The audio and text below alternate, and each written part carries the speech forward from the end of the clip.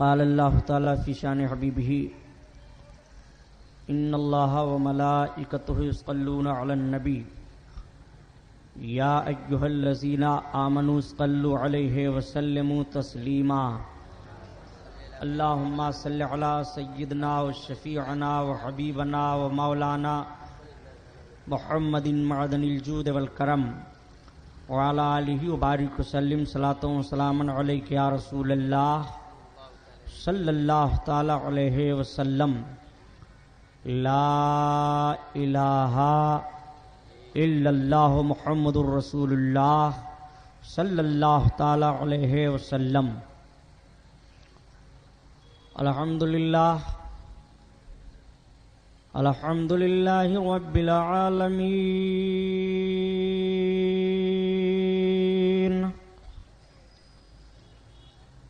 والصلاة والسلام علی سید المرسلین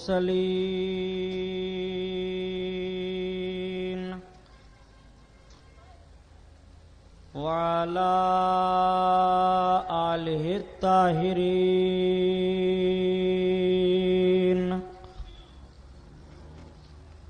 وصحابہ المطہرین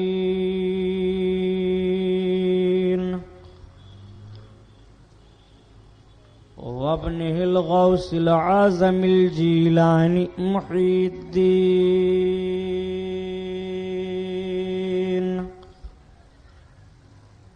وأهل بيته أجمعين أما بعد فأعوذ بالله من الشيطان الرجيم بسم الله الرحمن الرحيم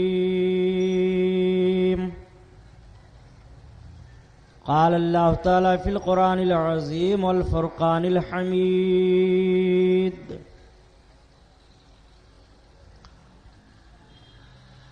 قل يا أيها الناس إني رسول الله إليكم جميعا صدق الله البصير القدير وصدق رسوله البشير النذير والحمد لله رب العالمين۔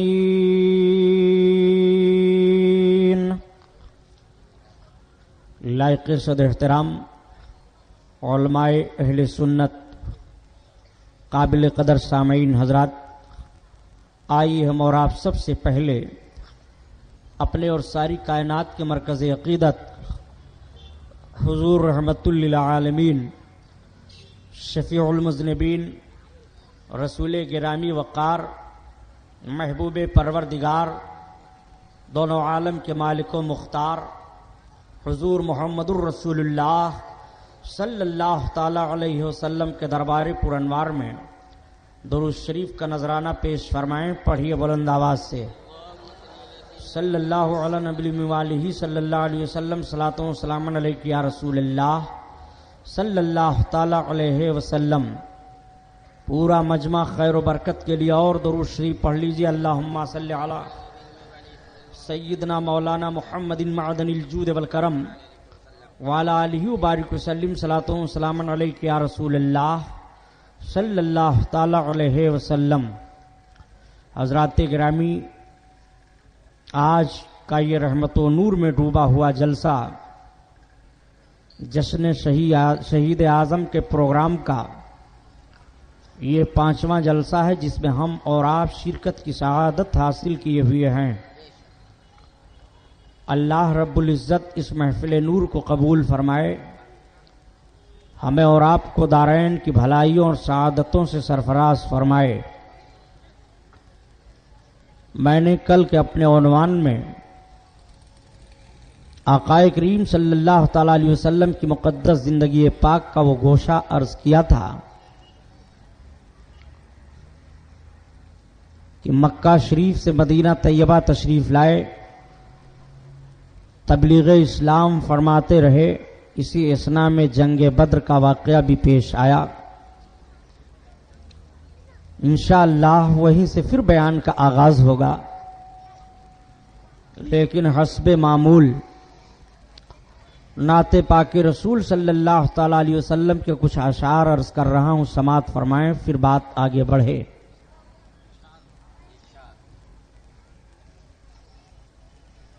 طبیعت غم میں گھبرائے تو طیبہ یاد کر لینا، تو طیبہ یاد کر لینا۔ طبیعت غم میں گھبرائے تو طیبہ یاد کر لینا، تو طیبہ یاد کر لینا۔ طبیعت غم میں گھبرائے تو طیبہ یاد کر لینا، کوئی مشکل مقام آئے تو طیبہ یاد کر لینا، تو طیبہ یاد کر لینا۔ کوئی مشکل مقام آئے تو طیبہ یاد کر لینا، تو طیبہ یاد کر لینا۔ خزاں کے بعد جب ہریالی پھیلے سرخیاں پھوٹیں، خزاں کے بعد جب ہریالی پھیلے سرخیاں پھوٹیں، یا رسول اللہ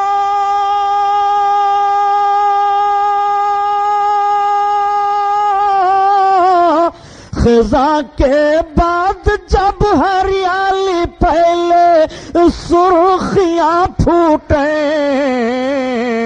کوئی غنچہ چٹک جائے تو طیبہ یاد کر لینا، تو طیبہ یاد کر لینا۔ کوئی مشکل مقام آئے تو طیبہ یاد کر لینا، تو طیبہ یاد کر لینا۔ زمیں پیاسی ہو جھل سے جا رہے ہوں کھیت کے پودے، زمیں پیاسی ہو جھل سے جا رہے ہوں کھیت کے پودے، اگر پانی برس جائے تو طیبہ یاد کر لینا، تو طیبہ یاد کر لینا۔ یا حبیب اللہ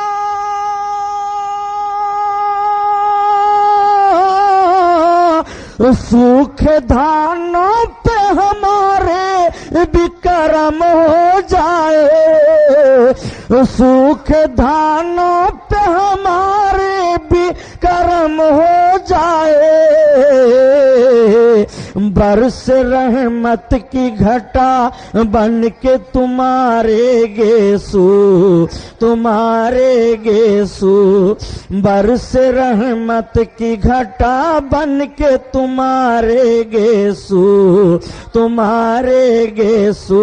ہم سیاہ کاروں پہ عرب تپش محشر میں، ہم سیاہ کاروں پہ عرب تپش محشر میں، ہم سیاہ کاروں پہ عرب تپش محشر میں، سایہ افغان ہو، سایہ افغان ہو تیرے پیارے کے پیارے گیسو، سایہ افغان ہو تیرے پیارے کے پیارے گیسو، سوکھے دانوں پہ ہمارے بھی کرم ہو جائے، ہمارے بھی کرم ہو جائے۔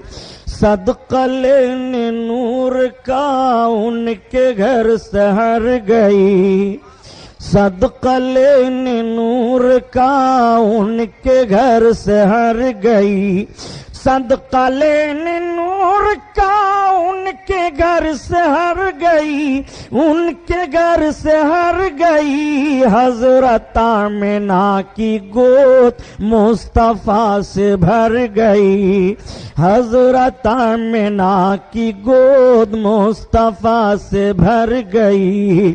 تابناک تابناک ہے زمین و آسماں، تابناک تابناک ہے زمین و آسماں، تابناک تابناک ہے زمین و آسماں، ہے زمین و آسماں، مصطفیٰ کے نور سے کائنات بھر گئی، مصطفیٰ کے نور سے کائنات بھر گئی، کائنات بھر گئی۔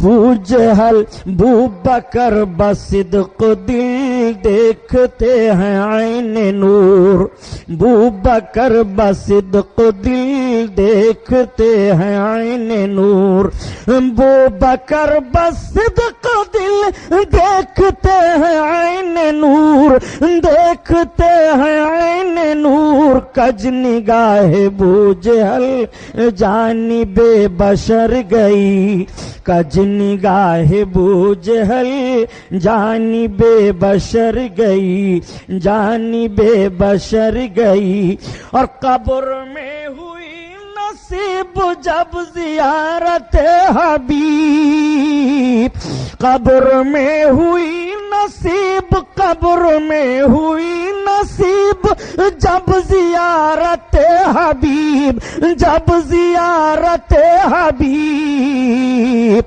مرکز حیات پر زندگی ٹھہر گئی، مرکز حیات پر زندگی ٹھہر گئی، اور ایک لمحہ کے لیے آئی تھی انہیں بھی موت، ایک لمحہ کے لیے آئی تھی انہیں بھی موت، ایک لمحہ کے لیے، ایک لمحہ کے لیے آئی تھی انہیں بھی موت، آئی تھی انہیں بھی موت، پھر ہمیشہ کے لیے ان کی موت مر گئی، پھر ہمیشہ کے لیے ان کی موت مر گئی، ان کی موت مر گئی، صدقہ لینے نور کا ان کے گھر سے ہر گئی،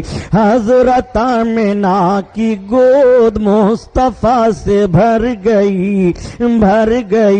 درود پاک اللہم صلی علی سیدنا مولانا محمد معدن الجود والکرم وعلی آلہ وبارک وسلم، صلاۃ و سلام علیک یا رسول اللہ صلی اللہ تعالی علیہ وسلم کی شان سے حسان بولے، فدائے حامل قرآن بولے، غلام موتی ایمان بولے، وہ نکتہ رس دقیقہ دان بولے، ادب کا مطلع تابان بولے، وَأَحْسَنُ مِنْكَ لَمْ تَرَقَّتُ عَيْنِي وَأَجْمَلُ مِنْكَ لَمْ تَلِدِ النِّسَاءُ خُلِقْتَ مُبَرَّعًا مِنْ كُلِّ عَيْبٍ كَأَنَّكَ قَدْ خُلِقْتَ كَمَا تَشَاءُ۔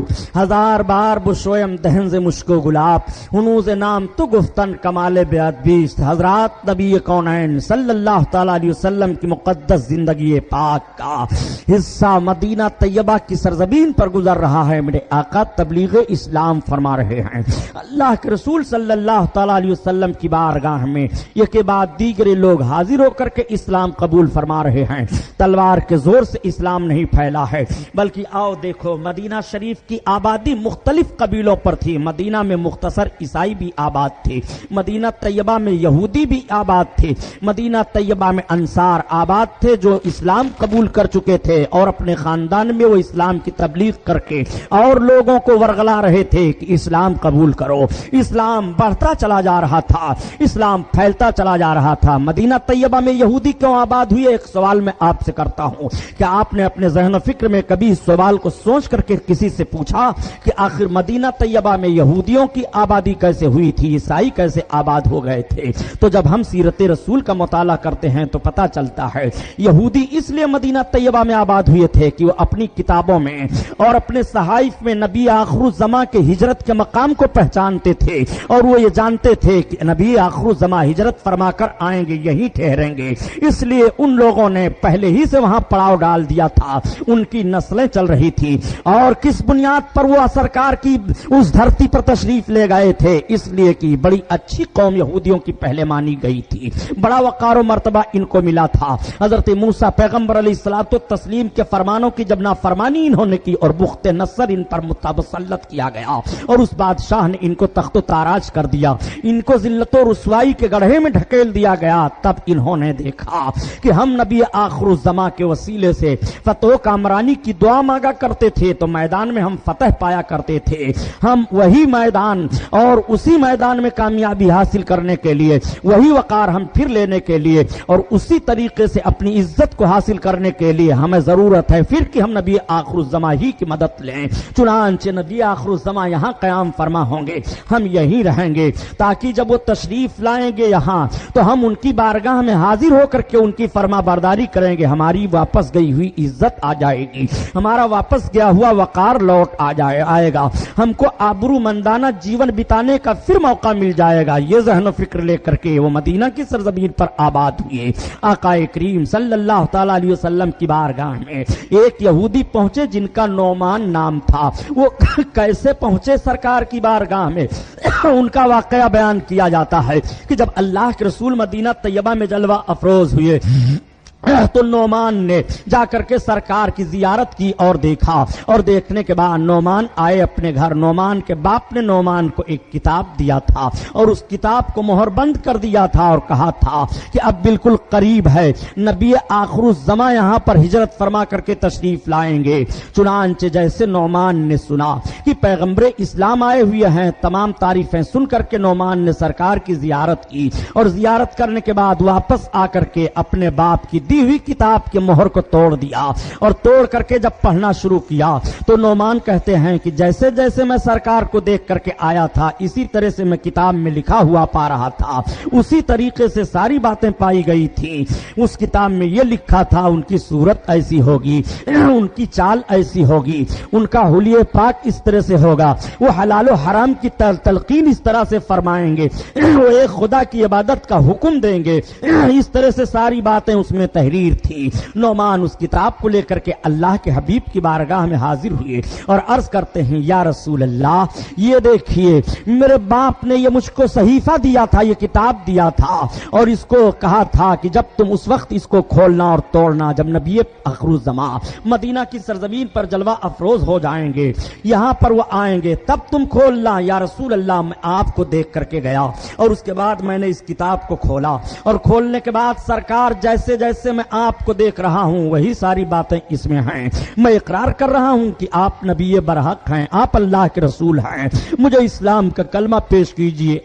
اللہ کے رسول صلی اللہ تعالی علیہ وسلم نے نعمان کو اسلام کا کلمہ پڑھایا اور اسلام میں داخل فرما لیا۔ نعمان سرکار کی بارگاہ میں رہنے لگے، بڑے جید آدمی مانے گئے تھے نعمان یہودی قبیلہ میں۔ یہودی دیکھ کر کے اچنبھوں میں پڑ گئے کہ نعمان جیسا آدمی محمد کے دین کو قبول کر لیا ہے، نعمان نے ان کے دین کو قبول کر کے ہماری جماعت پر ٹھیس لگا دی ہے۔ چنانچہ وہ لوگ نعمان کے مخالف ہو گئے، نعمان کے دشمن ہو گئے۔ نعمان نے کہا مجھے دشمنی کی کوئی پرواہ نہیں ہے، مجھے مخالفت کی کوئی پرواہ نہیں ہے۔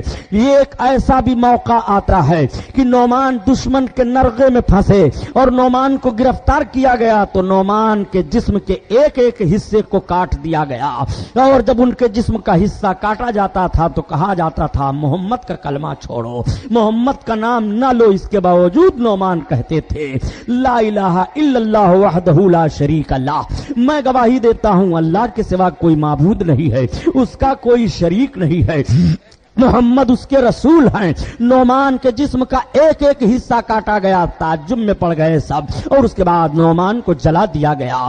لیکن نعمان نے نبی کونین صلی اللہ تعالی علیہ وسلم کے کلمہ کو چھوڑا نہیں بلکہ ثابت کر دیا، اور نعمان نے للکار کر کے کہا تھا، اے یہودیو، جب تم آپس میں بیٹھتے تھے تو کہا کرتے تھے کہ محمد کے اندر یہ خوبیاں پائی جا رہی ہیں، محمد وہی ہیں جس کی بشارت تورات میں دی گئی ہے، جس کی بشارت ہماری کتابوں میں آئی ہے، اور جن کی ہم تعریفیں پڑھا کرتے تھے ان کی ساری علامتیں ان کے اندر پائی جا رہی ہیں، ضرور یہی نبی برحق ہیں، پھر تم کیوں انکار کر رہے ہو؟ تمہارے اندر عصبیت کیوں آ گئی ہے؟ تمہارے اندر تعصب کیوں پیدا ہو گیا ہے؟ ڈرو خدا سے، ڈرو جہنم کے عذاب سے۔ نعمان یہ پیغام دیا کرتے تھے۔ آئیے آپ ذرا دیکھیے، اسلام پھیلتا چلا جا رہا ہے، اسلام کے دامن سے سب وابستہ چلے جا رہے ہیں۔ میں نے کل عرض کیا تھا کہ جس جوان نے رسول کونین صلی اللہ تعالی علیہ وسلم کی بارگاہ میں داخل ہو کر کے اسلام قبول کیا تھا اور اس کے بعد شادی کا پیغام پیش فرمایا تھا، وہی جوان ہے۔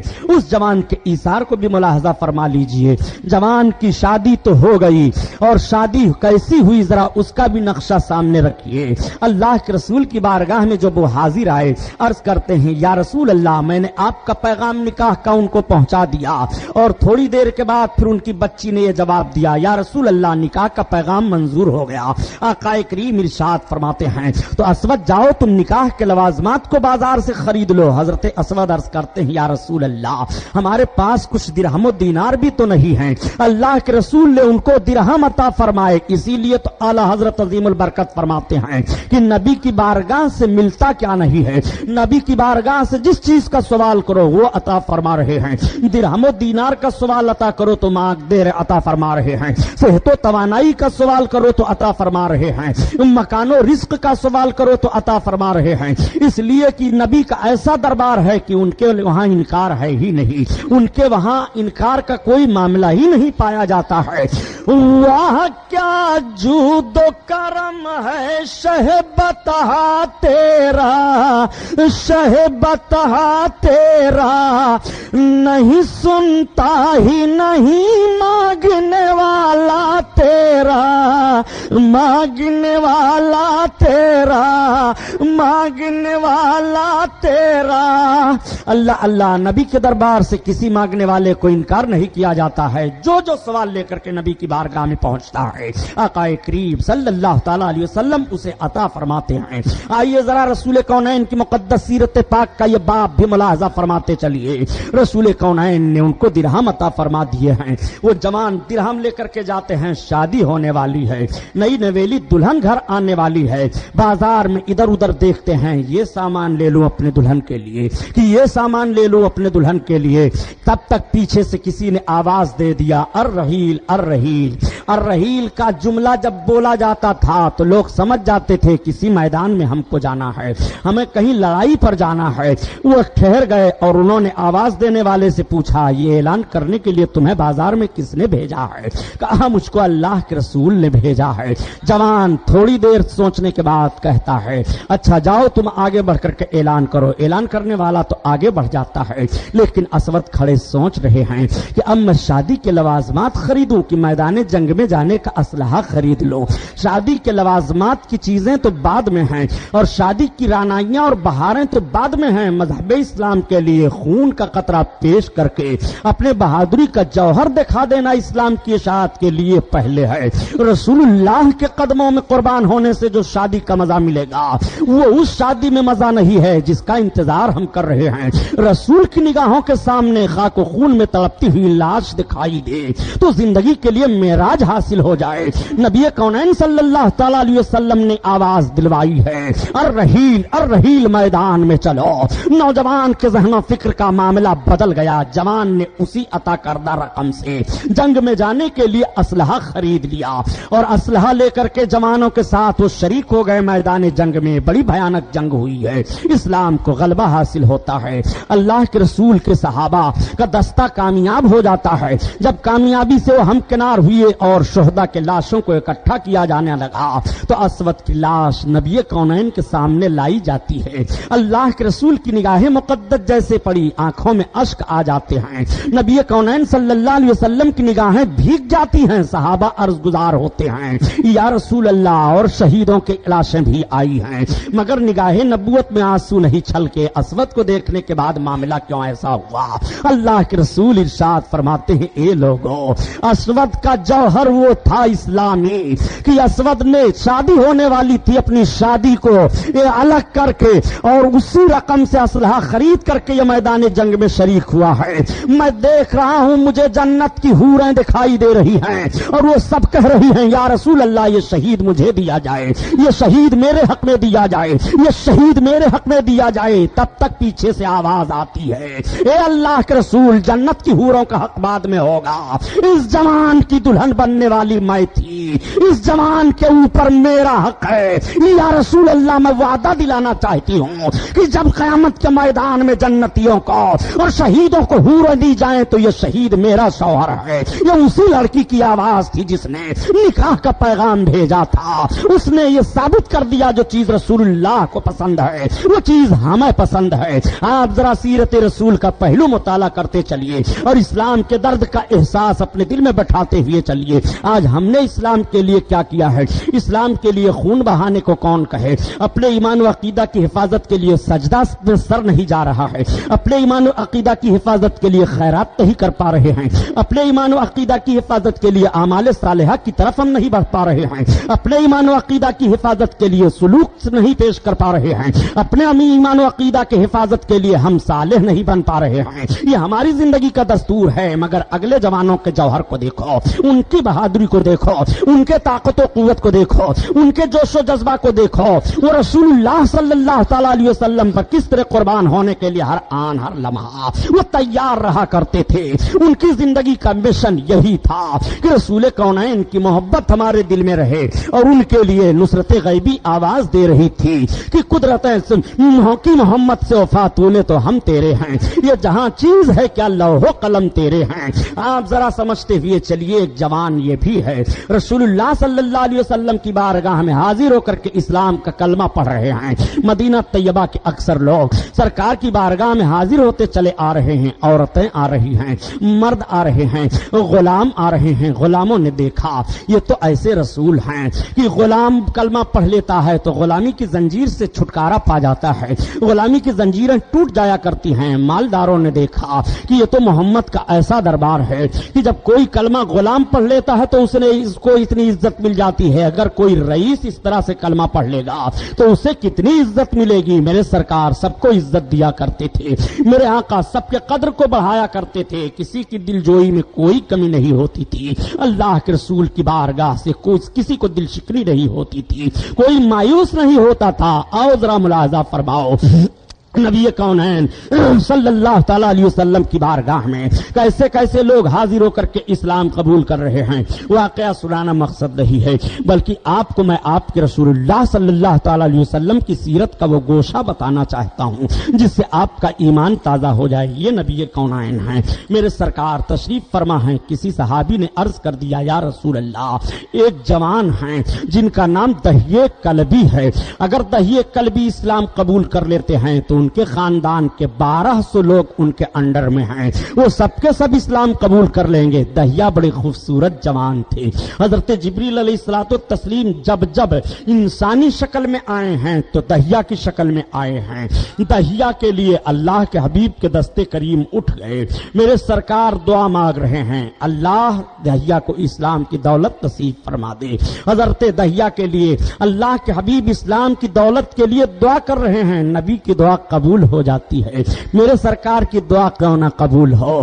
اللہ کے حبیب جس کے لیے دعا فرما دے اللہ اللہ اس کے لیے باب اجابت کھل جائے, اس کے لیے دعا دلہن بن کر کے جائے. اللہ کے حبیب صلی اللہ تعالی علیہ وسلم نے دہیہ کے لیے دعا کی ہے اور دعا قبول ہو گئی. میرے سرکار دوسرے وقت بیٹھے ہوئے ہیں کہ صحابہ کی نگاہیں دیکھ رہی ہیں کہ وہ دیکھو دہیہ آ رہے ہیں. ابھی جن کے لیے کل سرکار نے دعا کی ہے وہی سرکار کی بارگاہ میں چلے آ رہے ہیں. صحابہ मौला खुश हो गए कि मेरे आका ने अभी थोड़े देर पहले दुआ मांगी है और इतनी जल्दी दहिया चले आ रहे हैं। जब दहिया सरकार की बारगाह में आए तो अब आका का करीबाना हाल मुलाहजा फरमाइए। मेरे सरकार ने देखा दहिया आ रहे हैं, लबहाए नास पर मुस्कुराहट आ जाती है। आला हजरत अजीमुल बरकत इसीलिए तो फरमाते हैं कि मेरे सरकार के लबहाए नाजुक पर जब मुस्कुराहट आए तो कैसा लगता है कि पतली पतली गुले कुद्स की पत्तियां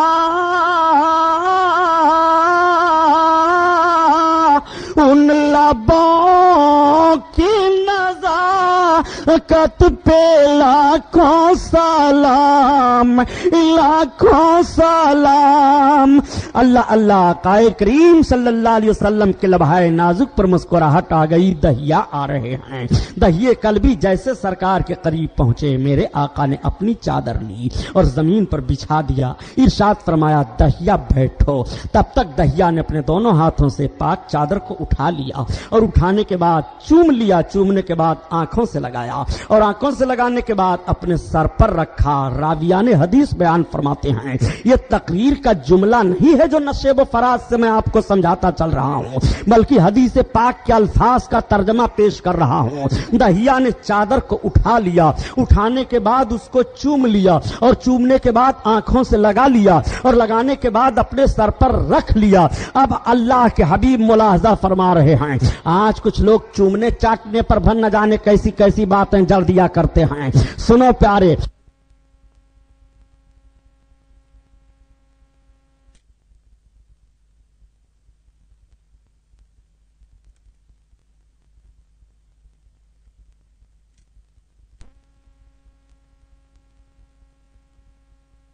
चादर से लग गया है, उस चादर पर वो बैठते नहीं हैं। नबी फरमाते हैं बैठ जाओ, मगर वो बैठते नहीं हैं। अल्लाह के रसूल के सामने ही चादर को उठाते हैं, चूम रहे हैं, मगर नबी ने मना नहीं फरमाया दहिया चूम क्यों रहे हो, आंखों से लगा रहे हैं। नबी ने नहीं रोका, आंखों से क्यों लगा रहे हो। फिर वो अपने सर पर रख रहे हैं, नबी ने नहीं रोका कि सर पर क्यों रख रहे हो, इसलिए कि मेरे आका सल्लल्लाहु अलैहि वसल्लम दहिया के दिल की कैफियत को देख रहे हैं। ये सब कुछ दहिया कर रहे हैं तो मोहब्बत में कर रहे हैं, मेरे हाथ के लगने को देख करके दहिया कर रहे हैं। लेकिन इसको भी आप अपने ज़हन और फिक्र में रखिएगा।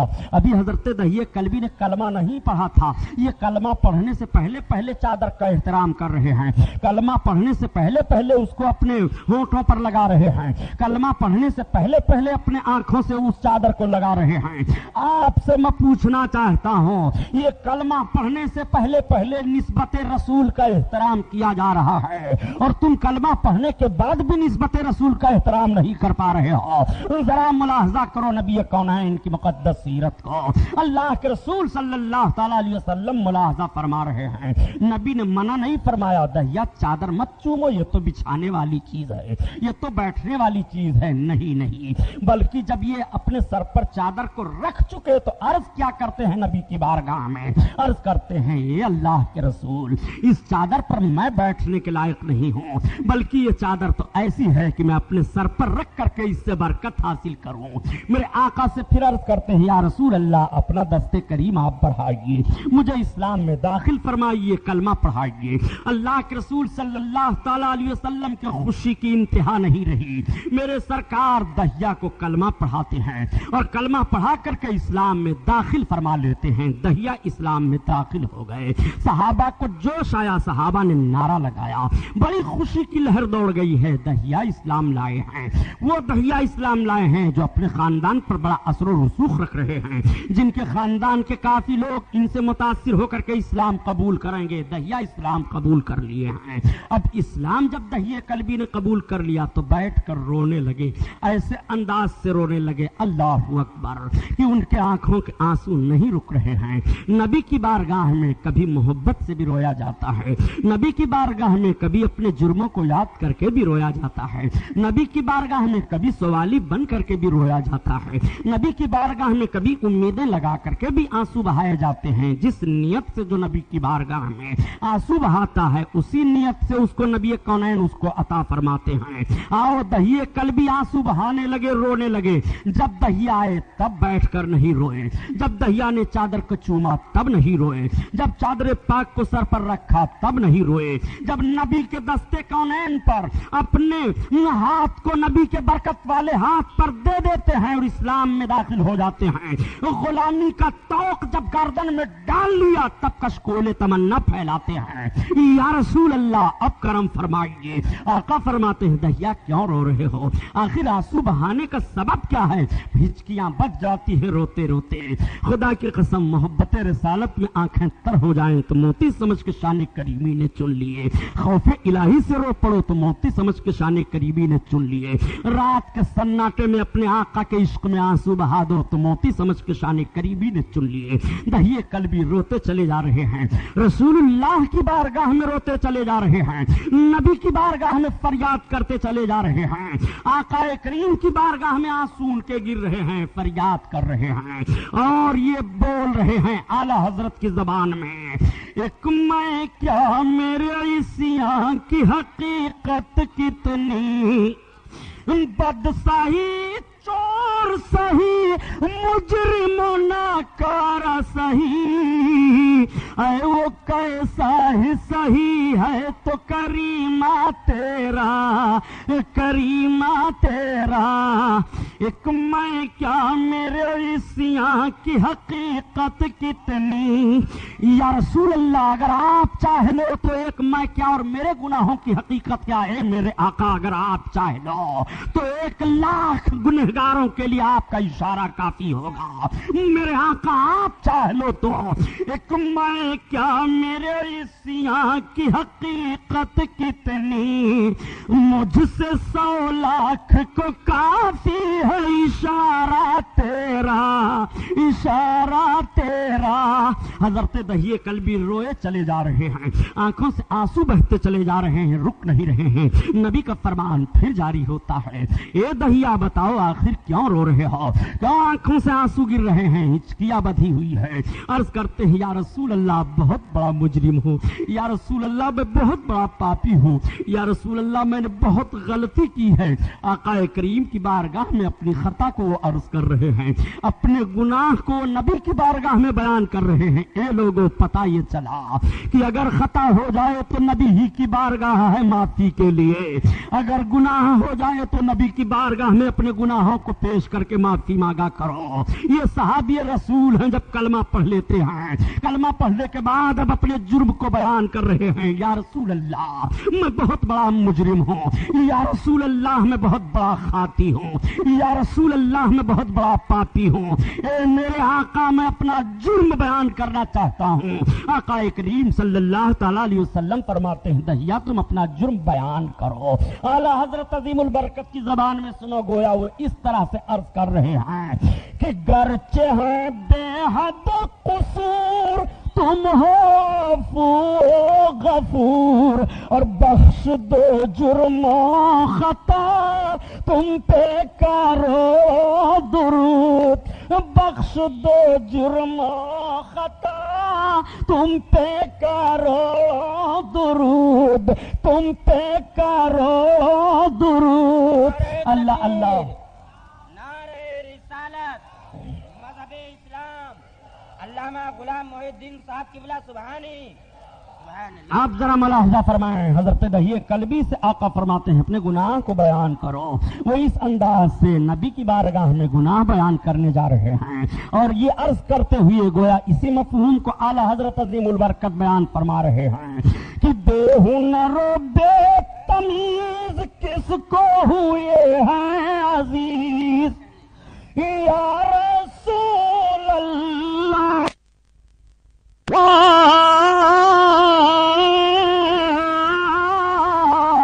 بے ہنر و بے تمیز کس کو ہوئے ہیں عزیز، عزیز ایک تمہارے سوا تم پہ کرو درود، ایک تمہارے سوا تم پہ کرو درود۔ حضرت دہی کلبی اپنا جرم بیان کرنے جا رہے ہیں، یا رسول اللہ میں بہت بڑا مجرم ہوں۔ آقا فرماتے ہیں آخر تم اپنا جرم بیان تو کرو۔ عرض کرتے ہیں یا رسول اللہ تو آپ سنیے میرا جرم کیا ہے؟ قتل تو بے یدی سبینہ من بنات، یا رسول اللہ میں نے اپنے ہاتھوں سے 70 لڑکیوں کو قتل کیا ہے۔ اتنا سننا تھا نبی کونین صلی اللہ علیہ وسلم کا وجہ کریم پھر جاتا ہے۔ میرے سرکار اپنی نگاہوں کو نیچے کر لیتے ہیں۔ 70 لڑکیوں کا قاتل بارگاہ رسالت میں حاضر ہے، 70 لڑکیوں کا ذبح کرنے والا رسول اللہ کی بارگاہ میں اپنا جرم بیان کر رہا ہے۔ 70 لڑکیوں کو قتل کرنے والا نبی کی بارگاہ میں معافی کا پروانہ لینا چاہتا ہے۔ 70 لڑکیوں کا قتل کرنے والا اپنے جرم کو نبی کے سامنے بیان کر کے اپنے گناہوں کی معافی کی امید لگائے ہوئے وجہ کریم کو دیکھ رہا ہے۔ یا رسول اللہ میں نے اپنے ہاتھ سے 70 لڑکیوں کو قتل کیا ہے۔ ایک آدمی کا کوئی قاتل ہو جائے تو بہت بڑا دادا قرار دے دیا جاتا ہے، 2 کو مار دیا جائے تو اور بہت بڑا قرار دے دیا جاتا ہے، 3-4 کو مار دیا جائے تو ہندوستان کا قانون اس پر پوٹا لگا دیا جائے گا اور جیل کی کوٹھری میں ٹھونس دیا جائے گا۔ یہ نہیں ہوگا کہ معافی مانگ رہا ہے معاف کر دو، یہ قصاص دے رہا ہے معاف کر دو، نہیں 70 لڑکیوں کا قاتل بارگاہ رسالت میں حاضر ہے۔ کیسے کیسے پتھر دلوں کو موم بنایا اللہ کے رسول نے، کیسے کیسے سخت دلوں کو اللہ کے حبیب نے پھول بنا دیا۔ نبی کونین کی بارگاہ میں 70 لڑکیوں کا قاتل حاضر ہے۔ یا رسول اللہ کرم فرمائیں، معافی کا پروانہ یہاں سے نہیں ملے گا تو کہاں ملے گا؟ اللہ کے رسول صلی اللہ تعالی علیہ وسلم کی نگاہیں جھکی ہوئی ہیں، رب کا دریائے کرم جوش پر آیا۔ حضرت جبریل نبی کی بارگاہ میں حاضر ہو رہے ہیں، عرض کرتے ہیں یا رسول اللہ نگاہ کرم اٹھائیے، اپنے غلام کی طرف توجہ کیجئے۔ یا رسول اللہ میں رب کی طرف سے پیغام لے کر کے آیا ہوں، رب آپ کو سلام پیش کر رہا ہے۔ یا رسول اللہ رب کا فرمان یہ ہے کہ کلمہ پڑھ کر کے حالت کفر سے جب اسلام میں آئے دہیے کلبی، اگر 60 سال کے گناہ کفر کے ہوتے جب بھی رب معاف فرما دیتا۔ اللہ اللہ اتنا سننا تھا، میرے آقا ارشاد فرماتے ہیں اے صحابہ سن لو۔ حضرت جبریل عرض کرتے ہیں یا رسول اللہ جب کوئی کلمہ پڑھ کر کے اسلام میں داخلہ لیتا ہے، اگر 60 سال کے اس کے کفر کے گناہ ہوں تو رب تعالیٰ معاف فرما دیتا ہے۔ نبی فرماتے ہیں صحابہ سنو، اگر ایک مرتبہ کلمہ پڑھنے سے 60 سال کے کفر کے گناہ معاف ہو جاتے ہیں تو تم کثرت سے کلمہ پڑھتے رہو گے تو تمہارے کیوں نہیں گناہ معاف ہوں گے؟ تم رحمت کے مستحق کا نہیں ہوگے، جنت کے مستحق کا نہیں ہوگے۔ فبکا رسول اللہ و صحابہ، اللہ کے رسول اس کو بیان کر کے رو پڑے اور آپ کے صحابہ رو پڑے۔ نبی کے مقدس آنکھوں سے آنسو بہنے لگے۔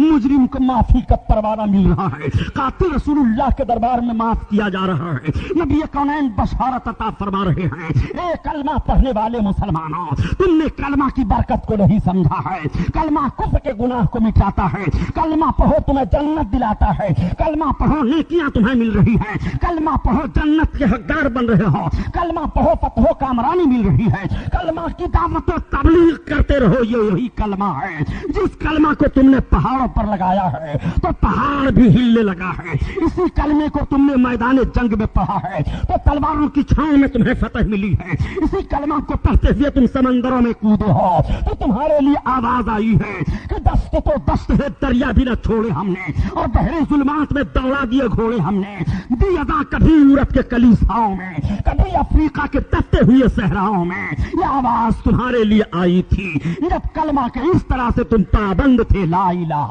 الا اللہ محمد الرسول اللہ۔ نعرہ تکبیر، نعرہ رسالت، مذہب اسلام، مسلک اعلی حضرت علامہ سبحانی صاحب قبلہ۔ آپ ذرا غور فرمائیے، مدینہ طیبہ کی سرزمین پر میرے آقا تشریف فرما ہیں۔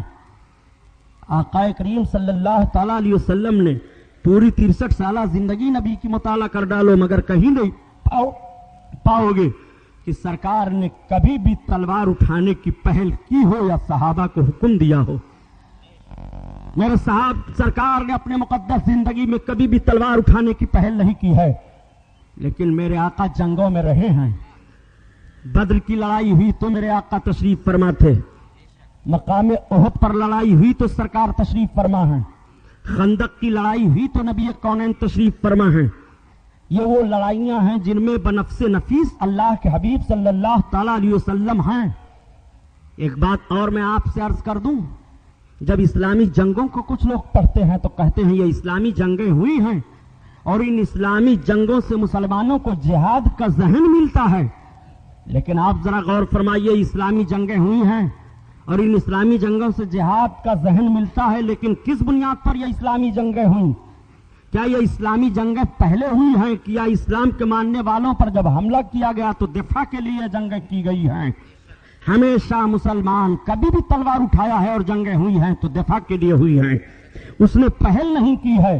اور کچھ لوگ جب یہ ذہن و فکر دے دیا کرتے ہیں کہ ہمیں تو صرف کیا ضرورت ہے جنگ و جدل سے، ہمیں کیا ضرورت ہے اور سب کچھ کرنے سے، میں آپ سے پوچھنا چاہتا ہوں، رسول اللہ کے امتی ہو تو 63 سالہ زندگی سرکار کی ملاحظہ کرو، اگر مسجد کے عابد تم ہو کہ ہم مسجد میں سجدہ کر رہے ہیں تو تمہیں رسول اللہ کی سیرت پر عمل کرنا پڑے گا کہ جب اسلام تمہیں پکارے تو میرے آقا نے بدر کے مقام تمہیں تشریف فرما ہو کر کے اپنی سیرت پیش کیا تھا، احد کے مقام میں تشریف فرما ہو کر کے اپنی سیرت پیش کیا تھا، تمہیں رسول اللہ کی سیرت پر عمل کرنا پڑے گا۔ جب وقت آئے گا تو تمہیں مسجد میں ساجد بننا پڑے گا، اور جب وقت آئے گا تو تمہیں میدان میں مجاہد بننا پڑے گا، جب وقت آئے گا تو تم قرآن کی تلاوت کرتے ہوئے چلو گے، لیکن جب وقت آئے گا تو کبھی کبھی تمہیں پھانسی کے پھندے پر بھی چڑھایا جائے گا، کبھی جلتے ہوئے آگ کے شعلوں میں بھی تمہیں ڈالا جائے گا۔ یہ ساری باتیں تم آخوبیوں کے ساتھ پڑھتے جاؤ اور دیکھتے جاؤ، صحابہ کے اندر پائی جا رہی ہیں۔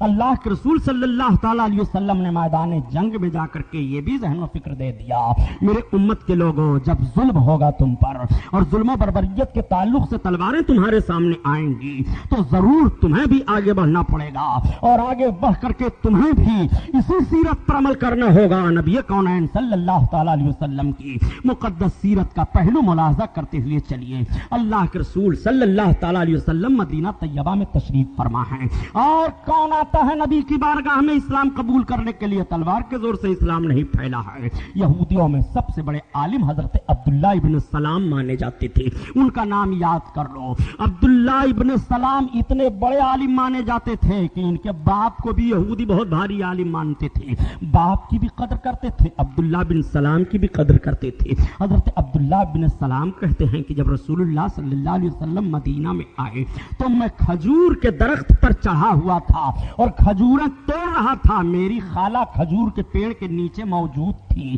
کسی نے کہہ دیا کہ مکہ سے چل کر کے اللہ کے نبی آئے ہوئے ہیں، اتنا سننا تھا کہ حضرت عبداللہ بن سلام کہتے ہیں مجھے اتنی خوشی ہوئی کہ میں اسی درخت پہ سے نعرہ مارا تو میری خالہ نے نیچے سے کہا، اے عبداللہ ابن سلام، تم مدینہ میں یثرب میں، اس وقت یثرب کہا جا رہا تھا، مدینہ نام تو میرے سرکار نے مدینہ کا رکھا ہے۔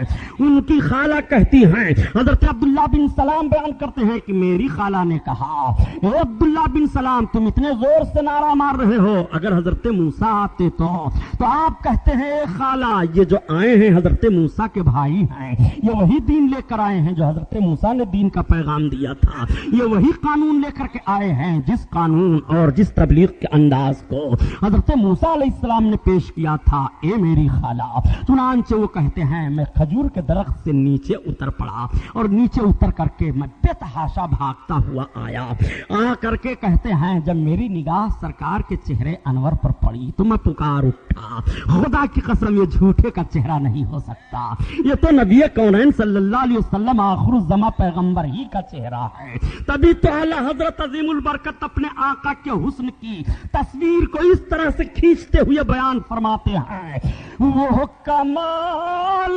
حسن حضور ہے کہ گمان ناقوں سے جہاں نہیں، اور یہی پھول خار سے دور ہے، یہی شمع ہے کہ دھواں نہیں۔ اور حضرت عبداللہ عبداللہ بن سلام کا ذہن و فکر دو، وہ کہتے ہیں کہ ارے مدینہ والو ہوشیار ہو جاؤ، اے سرب والو خدا سے ڈرو، خدا کی قسم یہی نبی آخر الزماں ہے، ان کے چہرے کی صداقت و حسن کو دیکھ لو، یہ جھوٹے نہیں ہیں، یہی نبی آخر الزماں ہے، ان کے آنے سے دنیا روشن ہو گئی ہے، اے مدینہ والو ان کے آنے سے مدینہ روشن ہو گیا ہے۔ اسی لیے تو حفیظ جالندھری نے پکار کر کے کہہ دیا، یہ جہاں بے نور تھا تاریک تھا اور سخت کالا تھا، اور کوئی پردے سے کیا نکلا کہ گھر گھر میں اجالا تھا۔ اللہ اللہ، آقا کریم صلی اللہ تعالی علیہ وسلم کی روشنی ملاحظہ کرو۔ حضرت عبداللہ بن سلام سرکار کی بارگاہ میں حاضر ہو کر عرض کرتے ہیں، یا رسول اللہ، میں نے آپ کے اندر ساری نبوت کی نشانیوں کو دیکھ لیا، پہچان لیا، آپ مجھے کلمہ پڑھائیں سرکار۔ انہوں نے کوئی معجزہ نہیں طلب کیا، چہرے رسول دیکھ کر کے کلمہ پڑھ لیا۔ حضرت عبداللہ بن سلام کلمہ پڑھ کر کے اسلام میں داخلہ لے لیتے ہیں۔ جب اسلام میں داخلہ لے کر کے اپنی قوم میں گئے تو اپنے اسلام کو پوشیدہ رکھا۔ حضرت عبداللہ بن سلام نے بتایا نہیں۔ ایک روز سرکار کی بارگاہ میں حاضر ہو کر کے عرض کرتے ہیں کہ یا رسول اللہ، ایک بات بتاؤں، یہودیوں کی مکاری ذرا ملاحظہ فرما لیجئے۔ میں چھپ جاتا ہوں ایک کمرے میں، اور چھپنے کے بعد یا رسول اللہ میں وہیں ساری باتوں کو سنتا رہوں گا، اور آپ یہودیوں کو بلائیے، اور جب یہودی آ جائیں تو ان سے میرے بارے میں پوچھئے۔ اگر آپ میرے اسلام کو ظاہر کر دیں گے اور میرے بارے میں پوچھیں گے تو وہ غلط مجھ پر الزام لگائیں گے، میرے اسلام کو ابھی نہ ظاہر کیجئے گا، اس کے بعد پوچھئے گا۔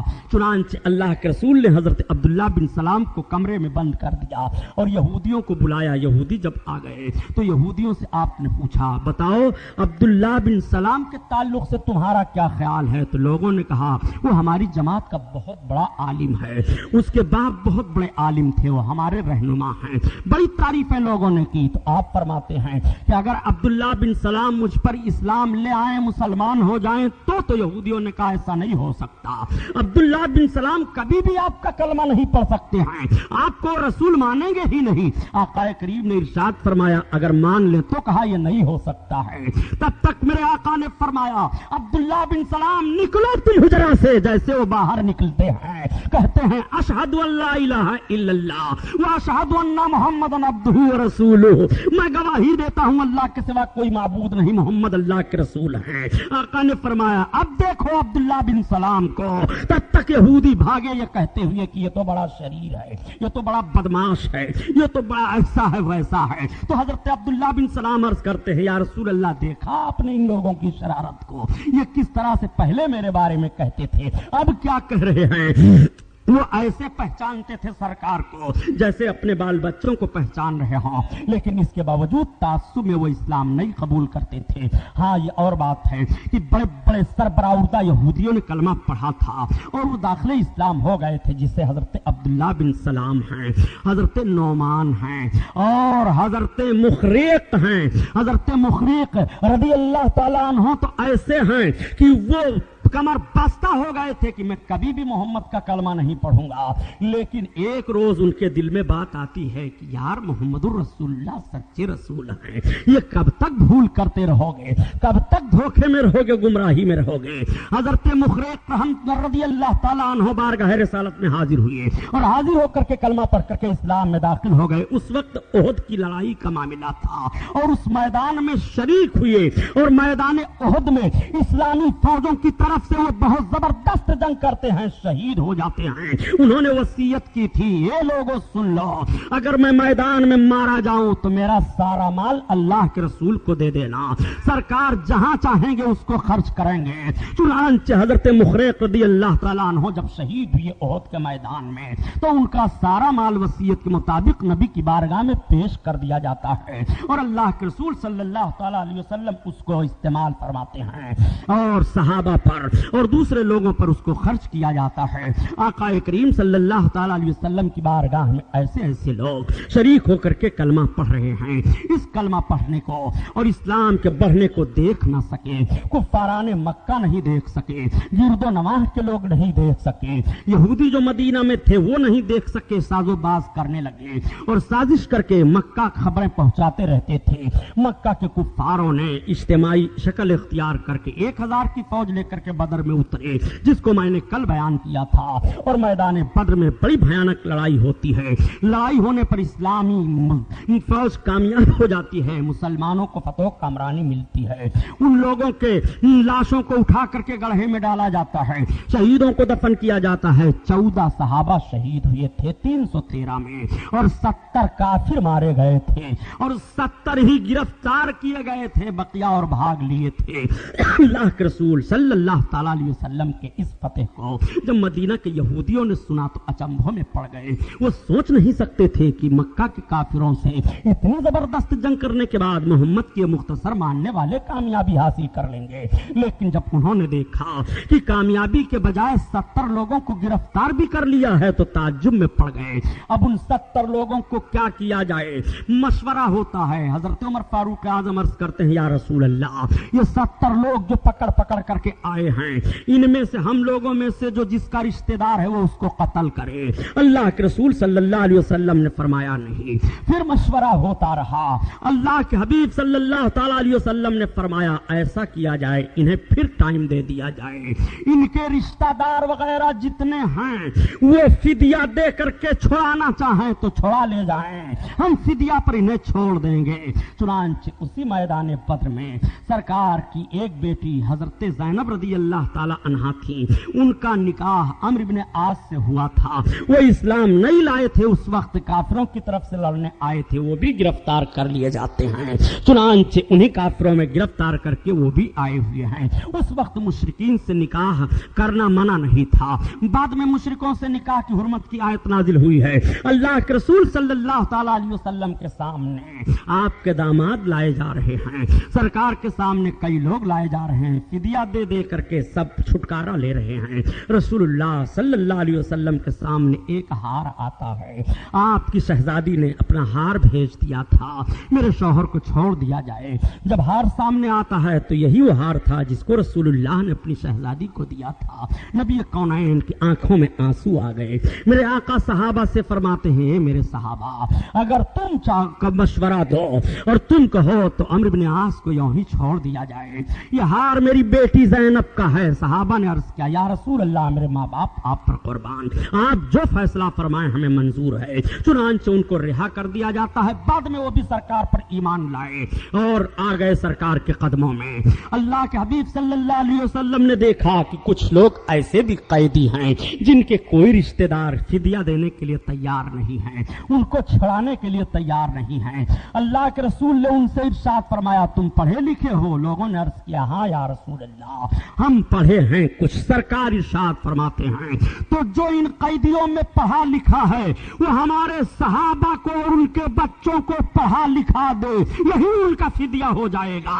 اللہ اکبر! تعلیم پر سرکار نے کتنا زور فرمایا، ذرا غور فرمائیے۔ نبی کونین تعلیم حاصل کرنے کو ان قیدیوں کا فدیہ قرار دے رہے ہیں۔ سیرت رسول مطالعہ کرو تو تمہیں پتا چلے گا علم کسے کہتے ہیں اور علم کی ترقیاں کیسے ہوتی ہیں اور علم سے وقار کیسے بڑھتا ہے۔ آج مسلمانوں پر الزام لگایا جاتا ہے مسلمان پڑھتا لکھتا نہیں ہے، مسلمان علم نہیں حاصل کرتا ہے۔ میں پوچھتا ہوں مسٹر آپ سے، مسلمان بہت پڑھتے ہیں، مسلمان بہت علم حاصل کرتے ہیں، مسلمانوں سے زیادہ تم نہیں علم والے ہو، نہ مسلمانوں سے زیادہ تمہیں سائنسی معلومات ہے، نہ مسلمانوں سے زیادہ تم نے مادیت میں ترقی حاصل کی ہے۔ مسلمانوں نے مادیت سے جو ترقیاں حاصل کر کے جن چیزوں کو ایجاد کر دیا ہے انہی چیزوں کی تم نقل اتار رہے ہو۔ جہاز مسلمان نے بنایا ہے، کشتی مسلمان نے بنایا ہے، گھڑی مسلمان نے بنایا ہے، دیاروں کی ترتیب مسلمان نے دیا ہے، شاہراہوں کا نقشہ مسلمانوں نے تعین کیا ہے۔ مسلمان انجینئرنگ میں بھی نہیں کم ہے،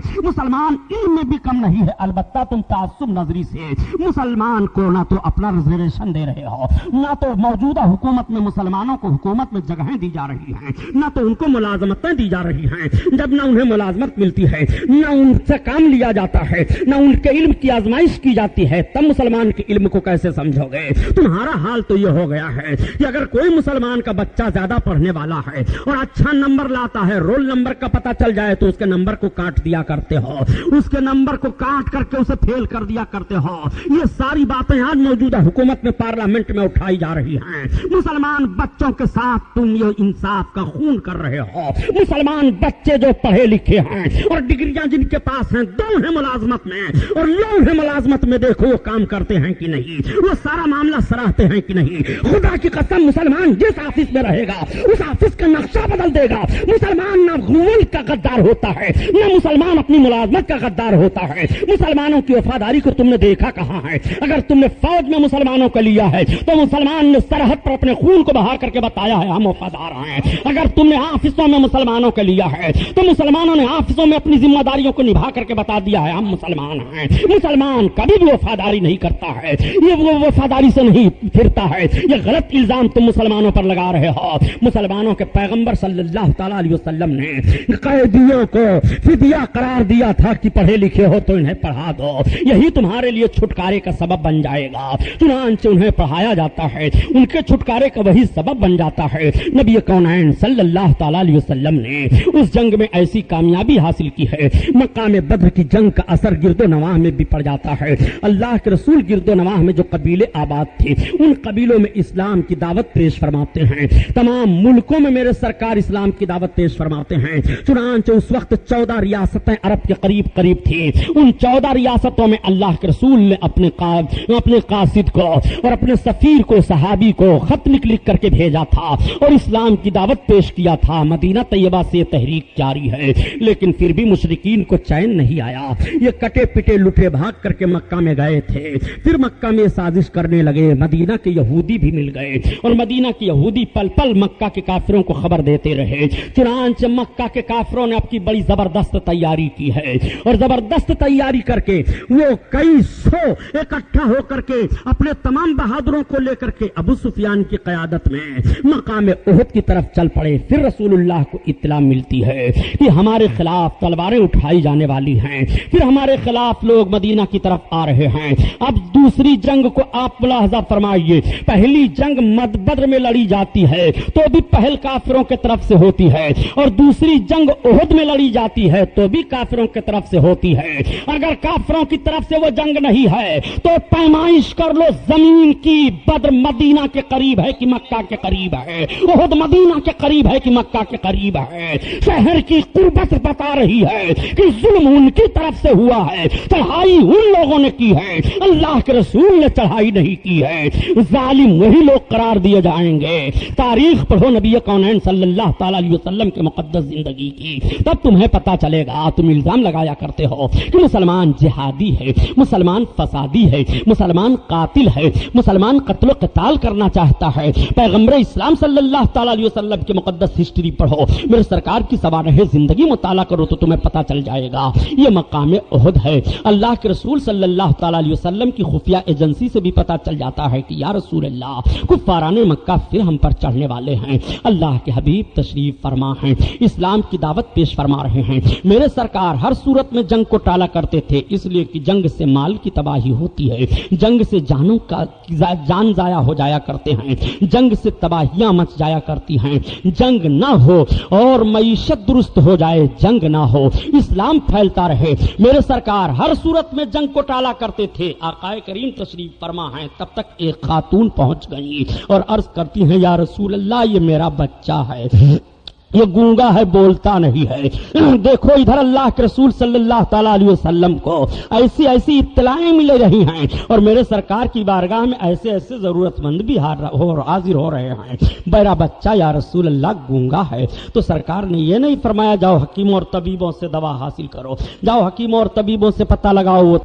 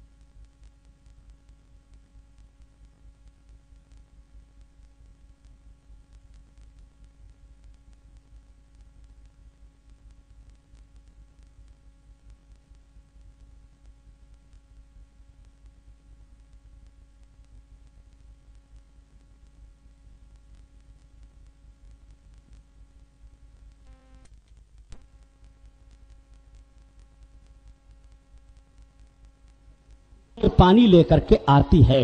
وہ خاتون اللہ کے رسول نے اس پانی کو اپنے منہ میں لیا اور لینے کے بعد سرکار نے اس میں کلی فرما دیا.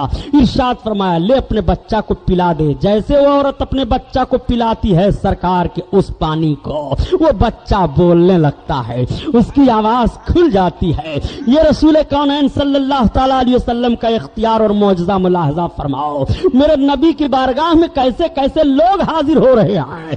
وہ دہانے پاک اللہ اللہ، اسی لیے تو اعلی حضرت عظیم البرکت فرماتے ہیں وہ زبان جس کو سب کن کی کنجی کا ہے اور اس کی نافذ حکومت پہ لاکھوں سلام لاکھوں سلام.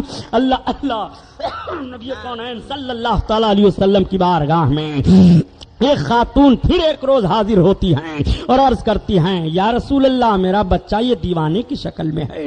نبی کونین صلی اللہ تعالی علیہ وسلم نے اس بچے کے سینے پر اپنا دست کریم رکھا. تب تک بچے کو قے ہوئی اور ایک کوئی کالی چیز نکلی. بچہ ٹھیک ہو گیا، بچہ بولنے لگا. نبی کونین صلی اللہ تعالی علیہ وسلم کی بارگاہ میں کیسے کیسے حاجت مند آ رہے ہیں.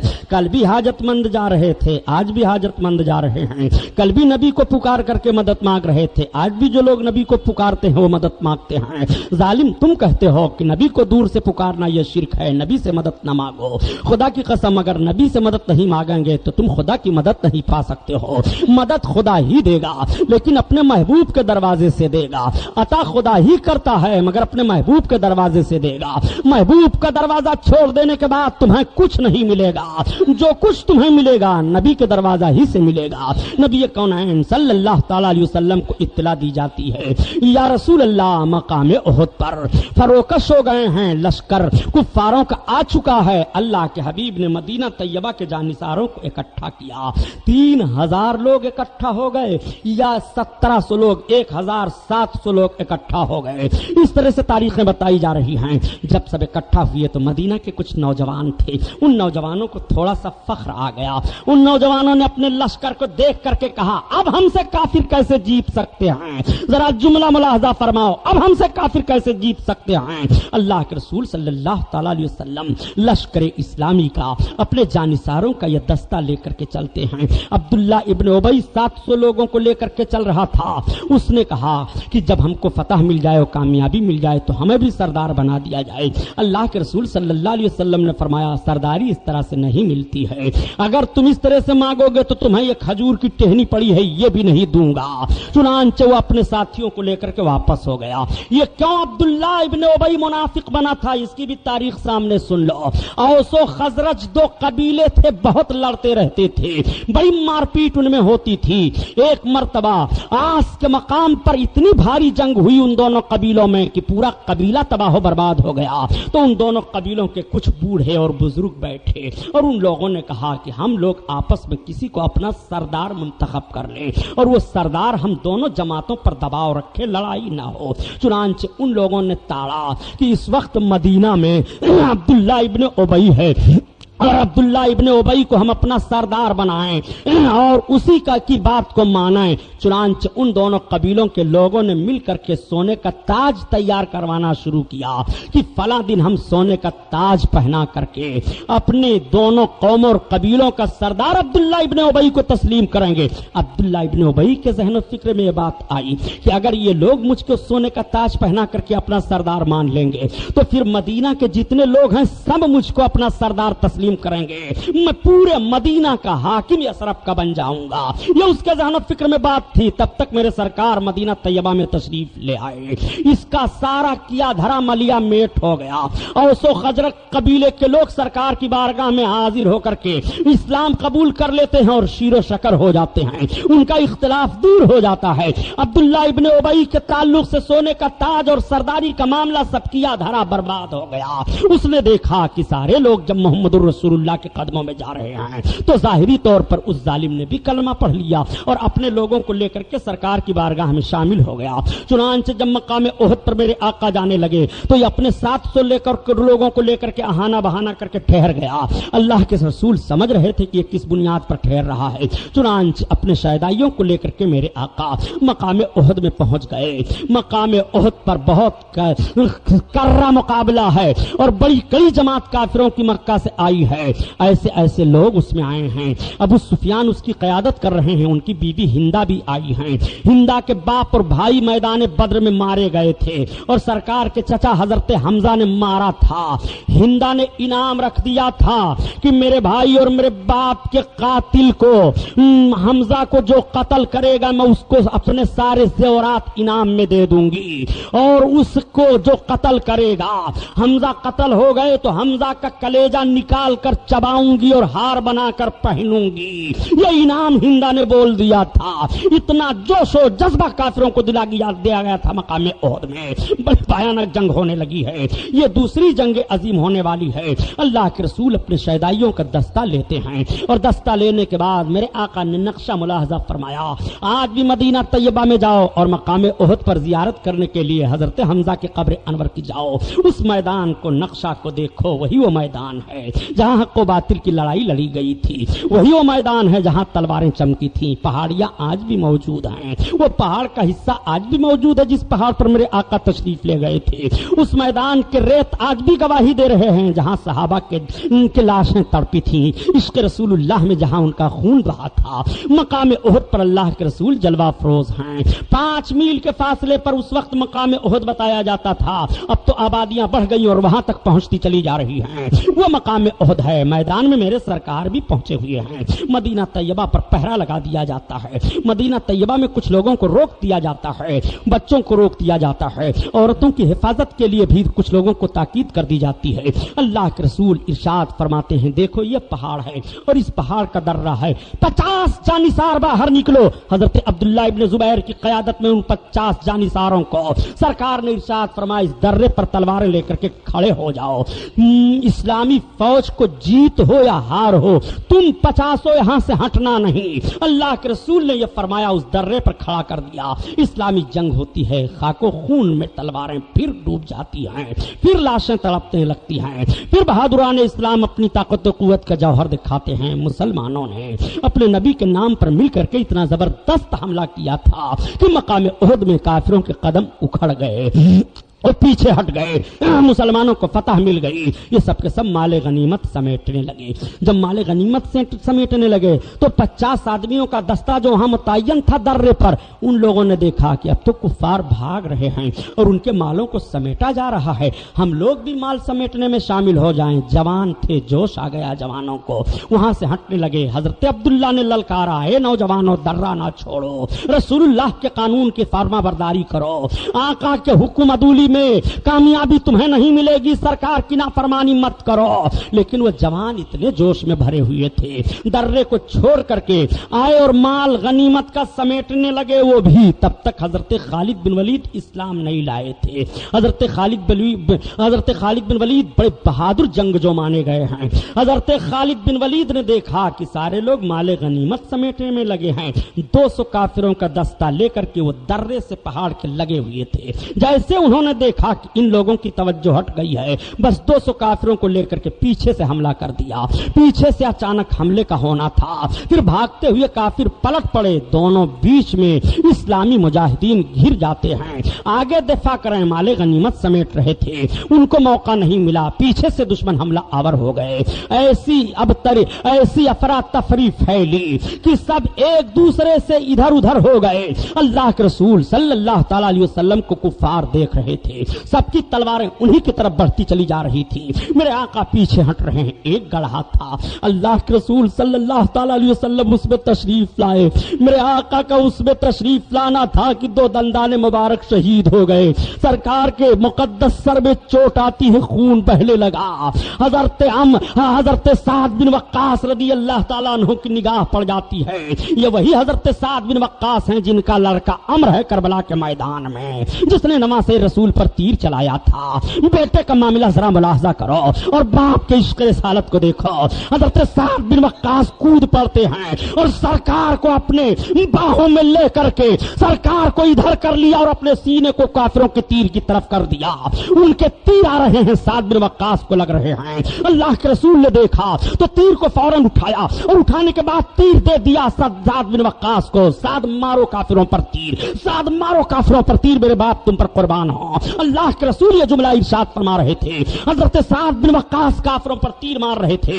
تب تک حضرت فاروق اعظم چند صحابہ کو لے کر کے پہنچ گئے اور سرکار کو لے کر کے پہاڑی کے اوپر چڑھ گئے. 11 یا 9 صحابی تھے جو سرکار کو لے کر کے پہاڑی کے اوپر چڑھ گئے. ادھر کئی صحابی شہید ہو گئے, افراتفری ہو گئی, ادھر ادھر سب ہو گئے, نقشہ بدل گیا. جیتی ہوئی فوج بظاہر شکست میں تبدیل ہو جاتی ہے.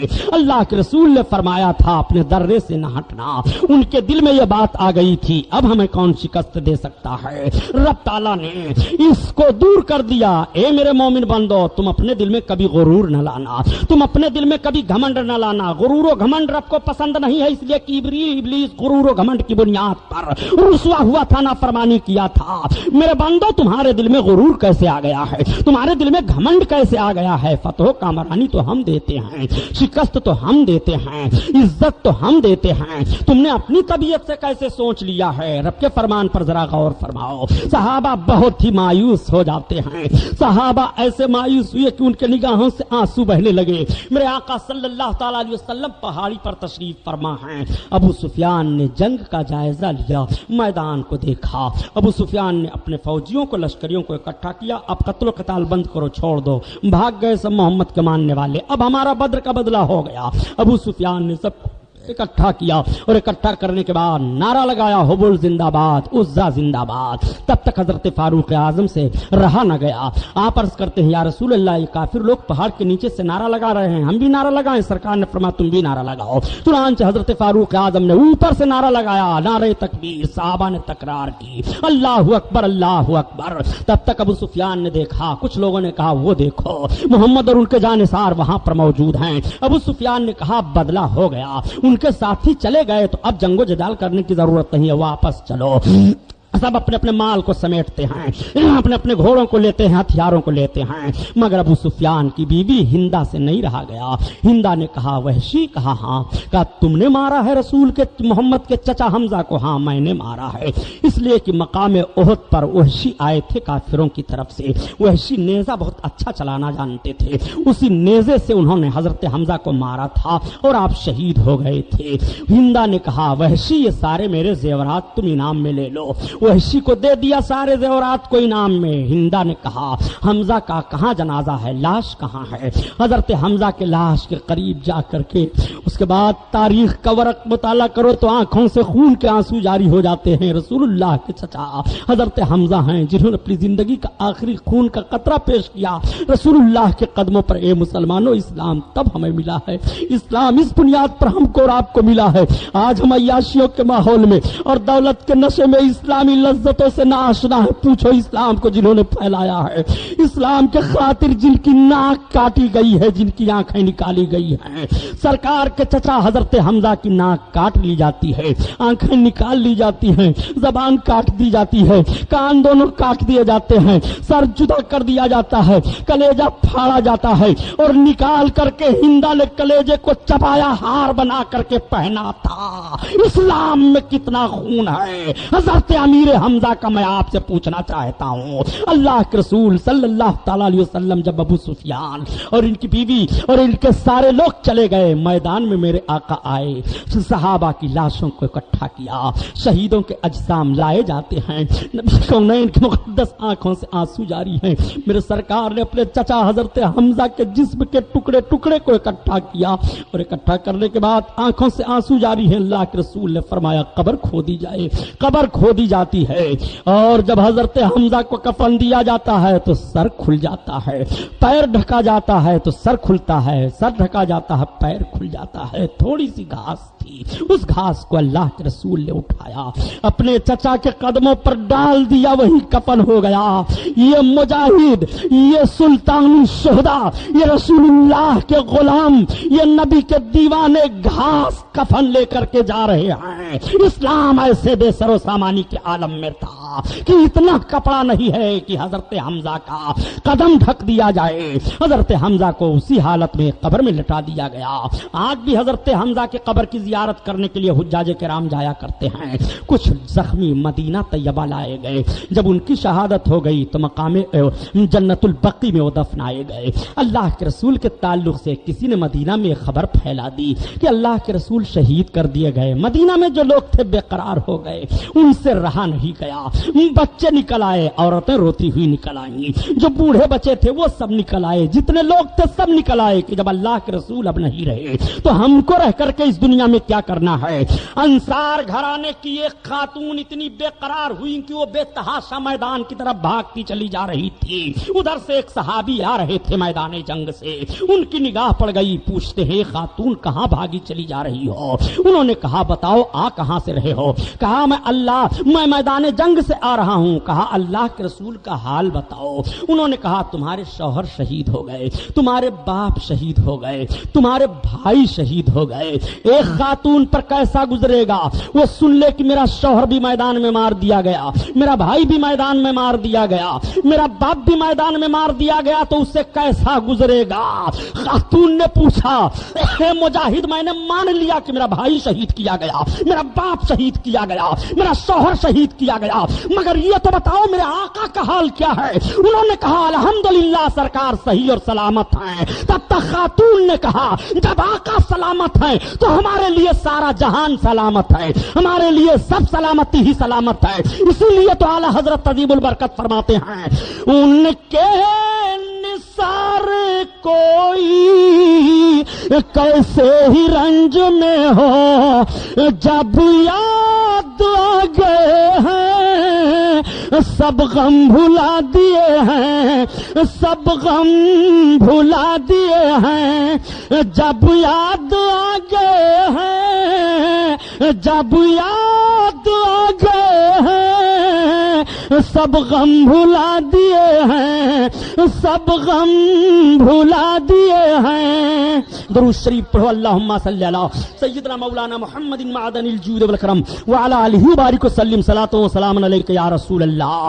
آخر اسلام تیرے چاہنے والے نہ رہے, جن کا تو چاند تھا افسوس وہ حالے نہ رہے. آپ ذرا ملاحظہ فرمائیے رسول کونین صلی اللہ علیہ وسلم کی مقدس سیرت. ایک مسئلہ یہیں پر اور حل کر دوں تاکہ آپ اس میں آپ کی معلومات میں اضافہ ہو جائے, آپ کا ایمان تازہ ہو جائے. ایک بحث بہت زبردست کی جاتی ہے. صاحب تم بزرگوں کی قبروں پر جاتے ہو, ہاں, قبروں پر فاتحہ پڑھتے ہو, ہاں, ان کی زیارت کرتے ہو, ہاں, وہ کسی اللہ کے ولی کی قبر پر چادر بھی ڈالتے ہو, ہاں. صاحب یہ بدعت ہے, یہ بہت بڑا ناجائز کام ہے. اعلیٰ حضرت عظیم البرکت سے جب پوچھا گیا کہ کسی ولی کے قبر پر چادر ڈالنی کیسی ہے تو آپ فرماتے ہیں اظہار عظمت کے لیے اللہ کے ولی کے قبر پر ایک چادر ڈال دینی کافی ہے, بقیہ منو چادروں کی قیمتیں غریبوں اور فقیروں میں تقسیم کر دی جائیں. یہ ہے مسلک اعلیٰ حضرت. مجاوروں نے خون کر دیا ہے مسلک اعلیٰ حضرت کا. مسلک اعلیٰ حضرت تو ذرا دیکھو, آقا کریم صلی اللہ تعالی علیہ وسلم کے شیدائیوں پر اعتراض کیا جاتا ہے کہ قبروں کے پاس کیوں جاتے ہو. اب پتہ یہ چلا کہ لاؤ سرکار کی سیرت دیکھی جائے, لاؤ نبی کونین کی 63 سالہ زندگی مطالعہ کیا جائے. کیا نبی بھی قبروں پر گئے ہیں مومنین کے کہ نہیں؟ کیا نبی نے بھی مومنوں کے قبروں کے پر جا کر کے ان کے لیے دعا کی ہے کہ نہیں؟ تو جنت البقیع کے قبرستان میں تو آقا جایا ہی کرتے تھے, لیکن کہہ سکتے ہو سرکار کبھی کبھی جاتے تھے, دن تو کوئی متعین نہیں تھا. لیکن آؤ یہ مقام احد ہے. جس روز احد کی لڑائی ہوئی تھی, جب سال میں وہ دن آتا تھا تو اللہ کے رسول اس دن احد میں تشریف لے جاتے تھے اور احد کے شہیدوں کے لیے مغفرت کی دعا مانگتے تھے. پتہ یہ چلا کہ شہید کی قبر پر جانا اس کے شہادت کی دن یہ رسول اللہ کی سنت ہے, یہ رسول اللہ کا طریقہ ہے. میرے سرکار شہدائے احد کی قبروں پر جایا کرتے تھے. حدیث کی کتابوں کو پڑھو اور دیکھو سرکار کی یہ حدیث ہے کہ نہیں. سبحان اللہ. نعرہ تکبیر, نعرہ رسالت, مذہب اسلام, مسلک اعلیٰ حضرت علامہ سبحانی صاحب قبلہ. سبحان اللہ, سبحان مولوی صاحب سے پوچھئے گا, مولوی صاحب ہاں ذرا یہ بتائیے سرکار شہدائے احد کی قبروں پر سال میں جاتے تھے؟ اگر کہہ دیں نہیں تو ہمارے پاس آئیے گا, اور کہیں کہ ہاں تو کہیے تو پھر ہم کو شہیدوں کی قبروں پر جانے سے آپ کیوں روکتے ہیں؟ سرکار سال میں شہیدوں کی قبروں پر تشریف لے جاتے تھے، ان کے لیے دعائے مغفرت کیا کرتے تھے۔ اللہ کے رسول صلی اللہ علیہ وسلم کی سیرت ذرا ملاحظہ فرماؤ۔ میرے سرکار تشریف لائے، مدینہ طیبہ پہنچے، بہت غمگین ہیں مسلمان، انہیں بڑی فکر لگی ہوئی ہے کہ ہمیں شکست ہو گئی، ہم آج جیتی ہوئی جنگ کو شکست میں دیکھ کر کے آ رہے ہیں، گھر گھر ماتم ہے، آنکھوں سے آنسو بہ رہے ہیں۔ اللہ کے حبیب پر وحی نازل ہوتی ہے، وَلَا تَهْنُوا وَلَا تَحْزَنُوا وَأَنْتُمُ الْأَعْلَوْنَ إِن كُنتُم مُؤْمِنِينَ۔ تم غم نہ کھاؤ، سست نہ پڑو، تم ہی کامیاب ہو مومن اگر ہو تو۔ ان کنتم مومنین، تم مومن ہو تو کامیابی تمہارے لیے ہے۔ اس بشارت کو سننے کے بعد مسلمانوں کا دل بھر آتا ہے، ان کے چہرے پر نظم ہلال چھایا ہوا تھا، گلاب کی طرح ان کا چہرہ ہو جاتا ہے۔ رب کی طرف سے بشارت سنتے ہیں، قرآن میں آیت نازل ہو رہی ہے، یا ایھا الذین آمنوا استعینوا بالصبر والصلاۃ، اے ایمان والو صبر سے مدد مانگو، نماز سے مدد مانگو، ان اللہ مع الصابرین، اللہ صبر کرنے والوں کے ساتھ ہے۔ قرآن کی آیت تلاوت کرنے کے بعد صحابہ کو سکون مل جاتا ہے، صحابہ مطمئن ہو جاتے ہیں۔ اب آپ ذرا ملاحظہ فرمائیے، مدینہ طیبہ میں میرے آقا تشریف فرما ہیں، گرد و نواح سے لوگ پھر بھی آ رہے ہیں، اسلام کا کلمہ پڑھ رہے ہیں، اسلام بڑھتا چلا جا رہا ہے، اسلام کو روکنے کی بڑی کوششیں کی جا رہی ہیں، تلواروں کے زور سے کوششیں کی گئی ہیں، اسلام بڑھتا چلا جا رہا ہے۔ میرے سرکار نظام اسلام اور دستور حیات بھی مرتب فرما رہے ہیں۔ میرے سرکار نے مدینہ طیبہ میں اجتماع کیا صحابہ کا، اور ارشاد فرمایا، میرے صحابہ نماز جماعت سے پڑھتے ہو؟ عرض کرتے ہاں یا رسول اللہ ہم پڑھتے ہیں۔ آقا ارشاد فرماتے ہیں، جہاں ٹائم ہوتا ہے، جس میدان میں ہوتا ہے، نماز صحابہ جماعت سے ادا کر لیا کرتے ہیں۔ نماز کے اعلان کے لیے کیسے کیا کیا جائے؟ صحابہ سے سرکار نے مشورہ کیا، اس وقت اذان نہیں تھی۔ آج جو لوگ نبی کونین کی مقدس سنت سے دور بھاگ رہے ہیں، وہ ذرا دیکھیں، وہ نماز پڑھیں جو بغیر اذان والی ہو۔ صحابہ پہلے بغیر اذان کے نماز پڑھتے تھے، قرآن میں کہیں حکم نہیں ہے کہ پہلے اذان دے لو تب نماز پڑھو۔ تمہاری ماں نے دودھ پلایا ہے، اتنا علم ہے تو بتاؤ مجھے، قرآن میں حکم دیا اور ہم نے کہ پہلے نماز پڑھنے کے لیے اذان دے لو؟ وضو بنانے کے لیے تو قرآن میں حکم ہے، طہارت حاصل کرنے کے لیے تو ہے، نماز کے اوقات کا تعین تو کیا گیا ہے وہ ہے، لیکن بتاؤ نماز کی تیاری کرنے کے لیے نماز کا وقت ہو جائے تو اذان دو، یہ قرآن میں نہیں ہے۔ اللہ کے رسول صلی اللہ تعالی علیہ وسلم نے صحابہ کو مشورہ دیا، کسی نے عرض کیا کہ یا رسول اللہ ایسا کیا جائے کہ پہاڑ پر آگ جلائی جائے، اس آگ کو دیکھ کر کے لوگ جمع ہو جائیں گے۔ سرکار نے فرمایا آگ مجوس جلاتے ہیں۔ کسی نے عرض کیا یا رسول اللہ ایسا کریں کہ ہم ناقوس بجائیں، آقا کریم نے فرمایا یہ بھی ہمارے لیے مناسب نہیں ہے، ناقوس تو اپنی عبادت کی کرنے کے لیے اپنے گرجاؤں میں عیسائی بجایا کرتے ہیں۔ کسی نے عرض کیا کہ یا رسول اللہ ہم گھنٹیاں گھڑیال بجایا کریں، آقا نے فرمایا یہ تو یہودیوں کا طریقہ ہے، ہم ایسا بھی نہیں کر سکتے ہیں۔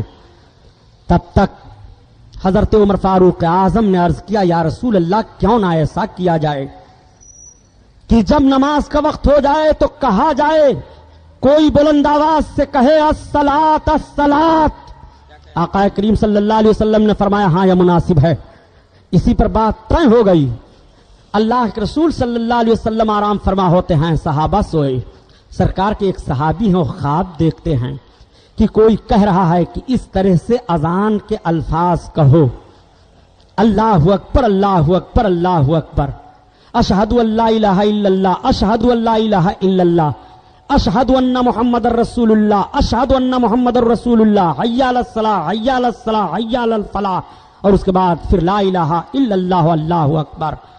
اس طرح کوئی مجھ سے کہہ رہا ہے خواب میں۔ حضرت عمر فاروق اعظم فرماتے ہیں یہی خواب میں نے بھی دیکھا۔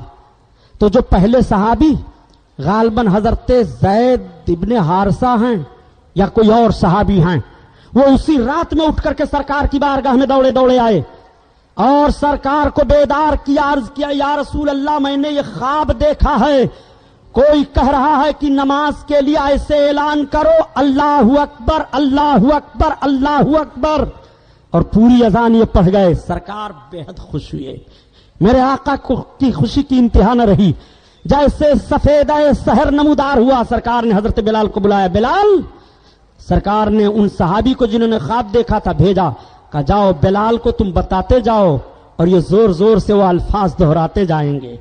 حضرت بلال گئے اور حضرت بلال رضی اللہ تعالیٰ عنہ نے اذان دینا شروع کیا. یہ صحابی بتا رہے ہیں, حضرت بلال الفاظ کو دہراتے چلے جا رہے ہیں. تب تک حضرت عمر رضی اللہ تعالیٰ عنہ سنتے ہیں. وہ بیدار ہو کر کے دوڑے دوڑے سرکار کی بارگاہ میں آئے اور عرض کرتے ہیں, یا رسول اللہ, ہو بہو یہی خواب میں نے بھی دیکھا ہے, مگر رات میں یا رسول اللہ ادب کی بنیاد پر نہیں آیا کہ میرے آقا کے آرام میں خلل نہ پڑ جائے. حضرت فاروق اعظم نے تائید کی. صحابہ کو بڑی خوشی ہوئی. اذان کے الفاظ متعین کر دیے گئے, بلند آواز سے اس طرح سے نماز کے لیے اعلان کیا جائے. لغت میں اذان کے معنی ہی ہوتے ہیں اعلان کرنا, کسی چیز کے ادا کرنے کے لیے اعلان کرنا. یہ لغت میں اذان کا معنی ہی ہوتا ہے. اذان اسی لیے اس کو کہا جاتا ہے کہ نماز کے لیے اعلان کیا جاتا ہے. یہ قانون مدینہ طیبہ میں اللہ کے رسول صلی اللہ علیہ وسلم نے مرتب فرمایا, اذان دی جانے لگی. میرے سرکار صلی اللہ علیہ وسلم نظام اسلام نظام حیات دونوں مرتب کرتے چلے جا رہے ہیں. اللہ کے حبیب صلی اللہ تعالی علیہ وسلم کی بارگاہ میں فوج در فوج لوگ داخل ہو رہے ہیں, اسلام میں آ کر کے شریک ہو رہے ہیں. آج فلاں قبیلہ کے لوگ آئے ہیں اسلام قبول کرنے کے لیے, آج فلاں قبیلہ کے لوگ آئے ہیں اسلام قبول کرنے کے لیے, آج فلاں قبیلہ کے لوگ آئے ہیں اسلام قبول کرنے کے لیے. ادھر تو اسلام کی تبلیغ ہو رہی ہے. اللہ کے رسول صلی اللہ علیہ وسلم صحابہ کی معیشت کو مضبوط فرما رہے ہیں. میرے سرکار جب ہجرت فرما کر کے آئے تو مہاجر جو صحابی تھے وہ سب چھوڑ چھاڑ کر کے مکہ سے آئے تھے, کسی کے پاس کچھ نہیں تھا. مدینہ طیبہ کے انصار کو سرکار نے اکٹھا کیا اور ایک دوسرے کا بھائی بنا دیا. تم اپنے مال تجارت سے آدھا انہیں دے دو, اگر کسی کے پاس 2 بیویاں ہیں تو ایک کو طلاق دے دو, ایک کو رکھو, ایک کو اپنے بھائی کو دو. اگر تمہارے پاس 4 مکان ہیں تو اپنے بھائی کو دے دو. مواخات میرے سرکار نے قائم فرما دیا. ایسی مثال کون پیش کرے گا؟ وہ مہاجر تھے, گھر بار سب چھوڑ چھاڑ کر آئے تھے, گھبراہٹ ہو رہی تھی. لیکن جب اللہ کے رسول نے بھائی چارگی کی رسی میں جکڑ دیا تو صحابہ کا جوش بڑھ جاتا ہے. ان کی معیشت مضبوط ہوتی چلی جا رہی ہے, وہ مضبوط ہوتے چلے جا رہے ہیں. اللہ کے رسول صلی اللہ تعالی علیہ وسلم کی بارگاہ میں جب آپ ہجرت فرما کر کے آئے تو 7 مہینہ کے بعد حضرت عائشہ صدیقہ رضی اللہ تعالیٰ عنہ کی رخصتی ہوئی. وہ بارگاہ رسالت میں پہنچے. مدینہ طیبہ میں میرے سرکار جب ہجرت فرما کر آئے تو یہودی ایک بات اور مشہور کر دیے تھے, معلوم ہے؟ یہودیوں نے کہا کہ مسلمانوں کی عورتوں پر ہم لوگوں نے جادو کر دیا ہے, اب ان کی عورتوں کو بچے نہیں پیدا ہوں گے. تو سب گھبرا گئے معاذ اللہ رب العالمین. ذہن میں وسوسہ آنے لگا. ان لوگوں نے کہا ہم لوگوں نے جادو کر دیا ہے, ان کی عورتیں آقرا ہو گئی ہیں, بانجھ ہو گئی ہیں, بچے نہیں ہوں گے. اللہ اکبر. حضرت عبداللہ ابن مسعود رضی اللہ تعالیٰ عنہ ہیں, ان کی پیدائش پہلے ہوتی ہے. جب یہ پیدا ہوئے تو صحابہ نے نعرہ لگایا, سب سے پہلے ہجرت کے بعد ان کی ولادت بسعادت ہوتی ہے. ماں گود میں لے لیتی ہیں, سرکار کی بارگاہ میں لا کر کے حضرت عبداللہ کو پیش کر دیا, یا رسول اللہ میرا بچہ ہے. آقا نے اپنی گود میں لے کر کے سینے سے لگا لیا, کھجور منگایا, سرکار نے اس کو اپنے منہ میں رکھ کر کے چبایا, اور جب خوب نرم ہو گیا کھجور تو سرکار نے عبداللہ کے منہ میں ڈالا اور اپنا لعاب شریف ڈالا, اور سرکار نے سر پر ہاتھ پھیرا, برکت کی دعائیں دے دی. پتہ یہ چلا یہیں سے نظام حیات مرتب ہو رہا ہے کہ اگر کسی کے گھر کوئی بچہ پیدا ہو تو سب سے پہلے کسی صالح اور نیک آدمی کا جھوٹا اس کے منہ میں ڈالا جائے تاکہ اس کا اثر پڑے. رسول اللہ نے اپنے دہانے پاک سے ان کے منہ میں کھجوروں کو کوچ کر کے ڈالا تھا, اور حضرت عبداللہ کے پیٹ میں سب سے پہلے جو غذا جاتی ہے وہ رسول اللہ کا لعاب شریف ہے, اور سرکار کے دہانے مبارک سے نکلے ہوئے کھجور نرم نرم ہیں. وہ سرکار کا دہنے پاک, اللہ اکبر, جس کے تعلق سے اعلی حضرت فرماتے ہیں وہ دہن جس کی ہر بات وہی خدا, یا رسول اللہ, وہ دہن جس کی ہر بات وہی خدا, اور چشمہ علم و حکمت پہ لاکھوں سلام, لاکھوں سلام. دستور حیات میرے سرکار نے مرتب فرمایا کہ نہیں, کیا آج آپ کے گھر میں جب بچہ پیدا ہوتا ہے تو صالح آدمی کو تلاش کر کے یہ طریقہ ادا کرتے ہو کہ نہیں؟ رسول اللہ کا فرمان ہے، میرے سرکار نے عمل بھی کیا کہ جب حسن و حسین پیدا ہوئے تو ایک کان میں اذان دی جاتی ہے، دوسرے کان میں تکبیر کہی جاتی ہے، بال اتار کر کے عقیقہ کیا جاتا ہے، صدقہ کیا جاتا ہے۔ رسول کونین نظام حیات بھی مرتب فرما رہے ہیں، نظام اسلام بھی مرتب فرما رہے ہیں۔ اللہ تعالیٰ نے قرآن میں فرمایا قل یا ایھا الناس انی رسول اللہ علیکم جمیعا، اے محبوب تم فرما دو میں ساری کائنات کے لیے رسول بن کر آیا ہوں۔ میرے آقا ساری کائنات کے لیے رسول بن کر آئے ہیں۔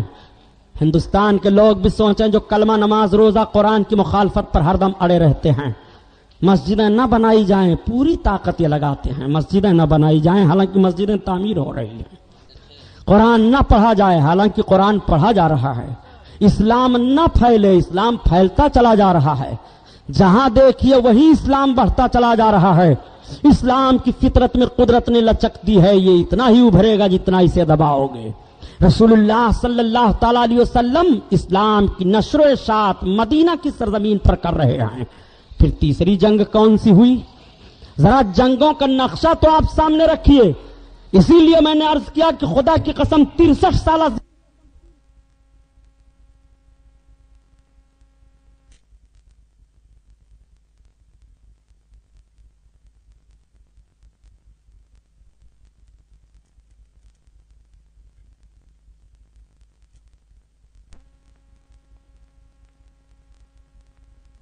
نہیں ملے گا کہ مسلمانوں کی طرف سے پہل کی گئی ہو۔ تیسری جنگ آتی ہے، تیسری جنگ کون آئی؟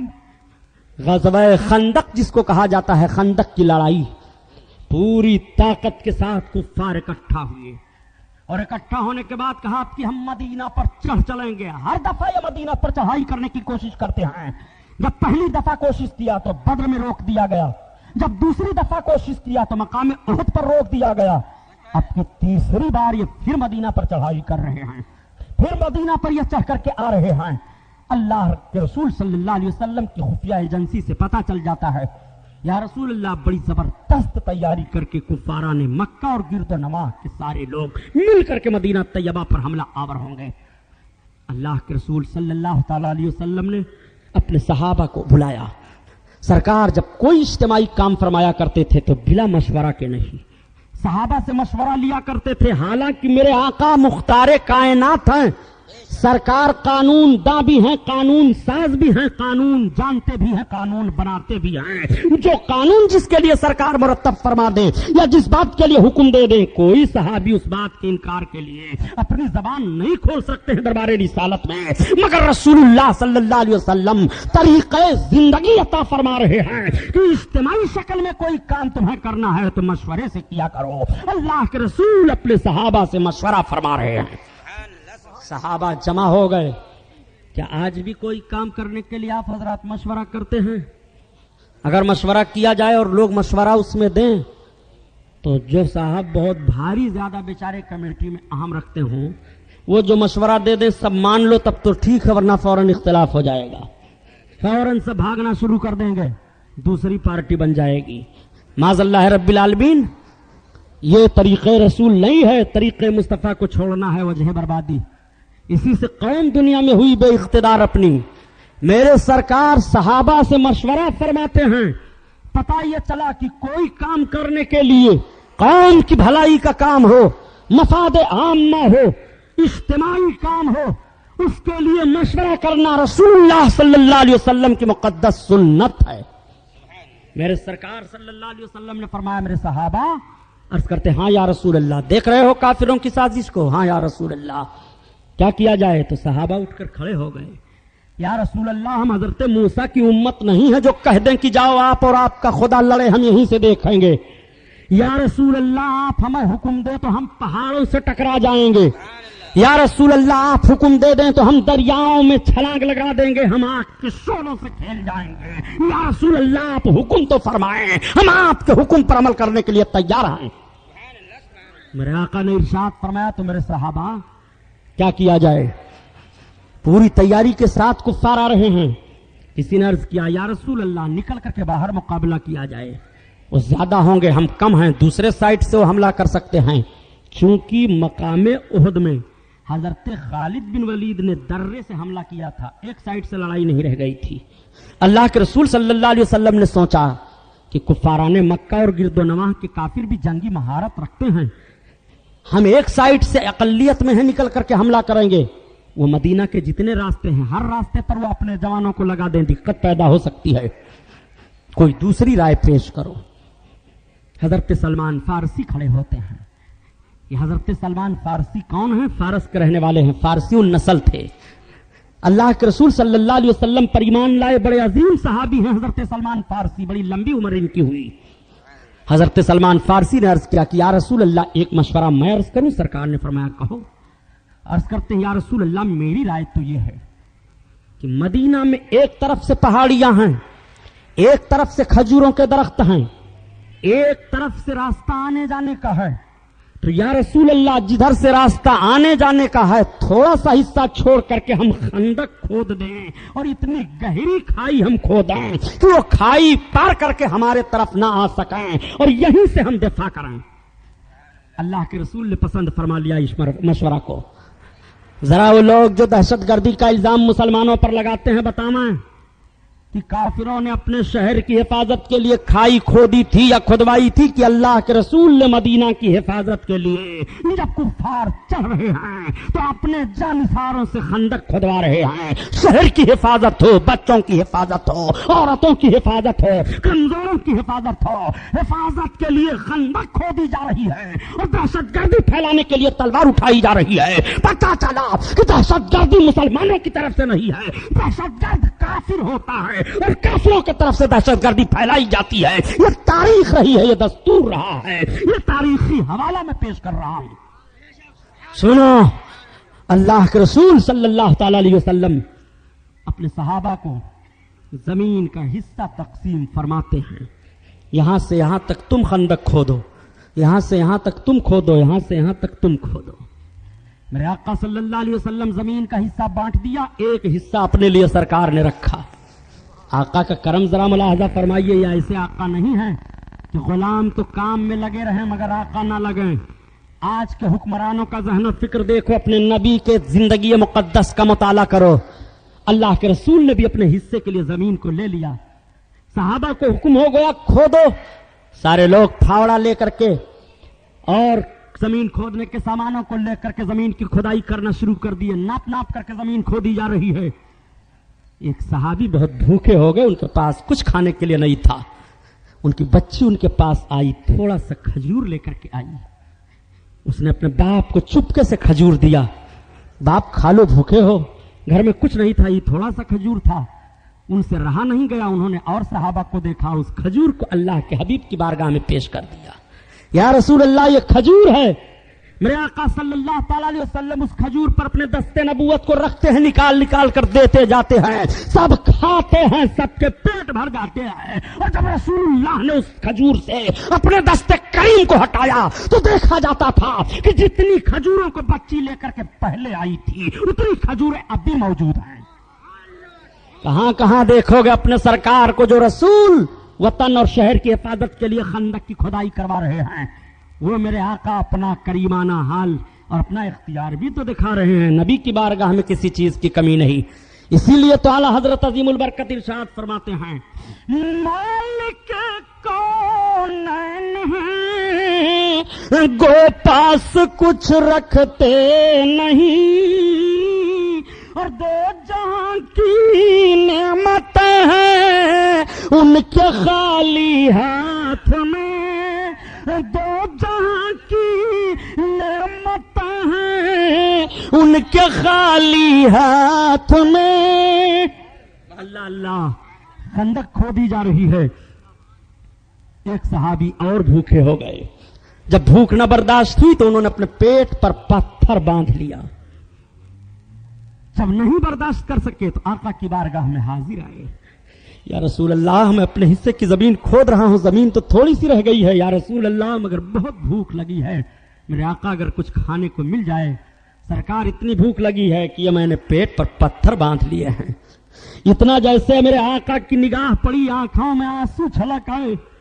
سرکار نے اپنے دامن کرم کو ہٹایا تو صحابی عرض کرتے ہیں یا رسول اللہ اب کبھی بھی بھوک کی شکایت نہیں کروں گا. صحابی کے پیٹ پر ایک پتھر بندھا ہوا ہے, نبی کونین کے شکم اطہر پر دو پتھر بندھے ہوئے ہیں. یہ ہے بھوک کا معاملہ, یہ ہے قناعت کی زندگی. اسی لیے تو اعلیٰ حضرت عظیم البرکت فرماتے ہیں کہ سنو اپنے آقا صلی اللہ تعالی علیہ وسلم کی زندگی سنو کہ ملکیت میرے سرکار کی ہے, مگر آپ قناعت کس طرح سے فرما رہے ہیں. کل جہاں ملک اور جو کی روٹی غذا, اس شکم کی قناعت پہ لاکھوں سلام, لاکھوں سلام. یہ اسوہ رسول ہے, یہ سب تعلیم امت کے لیے ہے. اس کو سننے کے بعد نہ سمجھنا میرے آقا مجبور تھے, نہیں, بلکہ سرکار تعلیم دے رہے ہیں میرے امتیوں. کبھی تمہیں اسلام کے لیے فاقہ کشی کرنا پڑے تو اپنے رسول کی مقدس سیرت کو دیکھ لینا. نبی کونین نے ہر پہلو پر عمل کر کے بتا دیا ہے تاکہ کسی امتی کو دل شکنی نہ ہونے پائے. وہ ہر موڑ پر اپنے پیغمبر کی سیرت دیکھ جائے. میدان میں ہو تو نبی کی سیرت دیکھ لے, اپنے مکان میں ہو تو نبی کی سیرت دیکھ لے, تجارت کے ماحول میں ہو تو نبی کی سیرت دیکھ لے, ملک کی حفاظت میں ہو تو نبی کی سیرت دیکھ لے, دشمن کے مقابلے میں ہو تو نبی کی سیرت دیکھ لے. اس لیے رسول اللہ اپنی مکمل زندگی پاک کو امتیوں کے لیے پیش کر رہے ہیں کہ ان کا رب ان کے لیے ارشاد فرماتا ہے قل یا ایھا الناس انی رسول اللہ علیکم جمیعا. اے محبوب فرما دو میں تم سب کی طرف اللہ کا رسول بن کر کے آیا ہوں. میرے آقا صلی اللہ تعالی علیہ وسلم کی مقدس سیرت دیکھو. حضرت جابر رضی اللہ تعالیٰ عنہ نے دیکھا, وہ اپنے گھر گئے, کھودنا بند کر دیا. بیگم کہاں ہے گھر؟ کچھ ہاں ہے.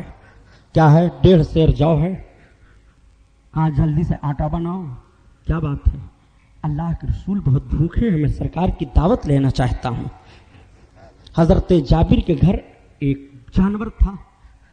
اس چھوٹے سے جانور کو آپ نے ذبح کر دیا, اس کی بوٹیاں بنائی اور ہانڈی میں رکھ دیا. بیگم کہاں آٹا گوندھ کر کے تیار رکھو, میں سرکار کو دعوت دینے جا رہا ہوں.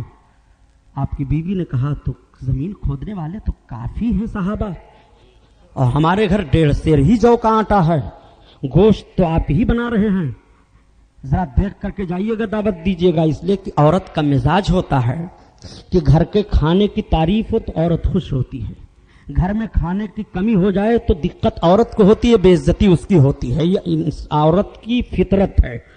چنانچہ انہوں نے کہا کہ آپ دیکھ کر کے گھر کا سارا معاملہ جا رہے ہو. کہا ٹھیک, گھبراؤ نہیں. یہ گئے سرکار کی بارگاہ میں پہنچے. یا رسول اللہ, میرے آقا نے فرمایا جابر کہو کیا حال ہے. سرکار میرے پاس 1.5 سیر جو تھا, ایک جانور تھا, اس کو ذبح کر دیا ہوں. میری بیوی آٹا تیار کر رہی ہوں. حضور آپ کی دعوت ہے اور سرکار آپ جس کو سمجھے مناسب لے لیں. میرے آقا نے ارشاد فرمایا خندق کھودنے والوں, خندق بند کرو کھودنا, چلو سب کی دعوت ہے جابر کے گھر.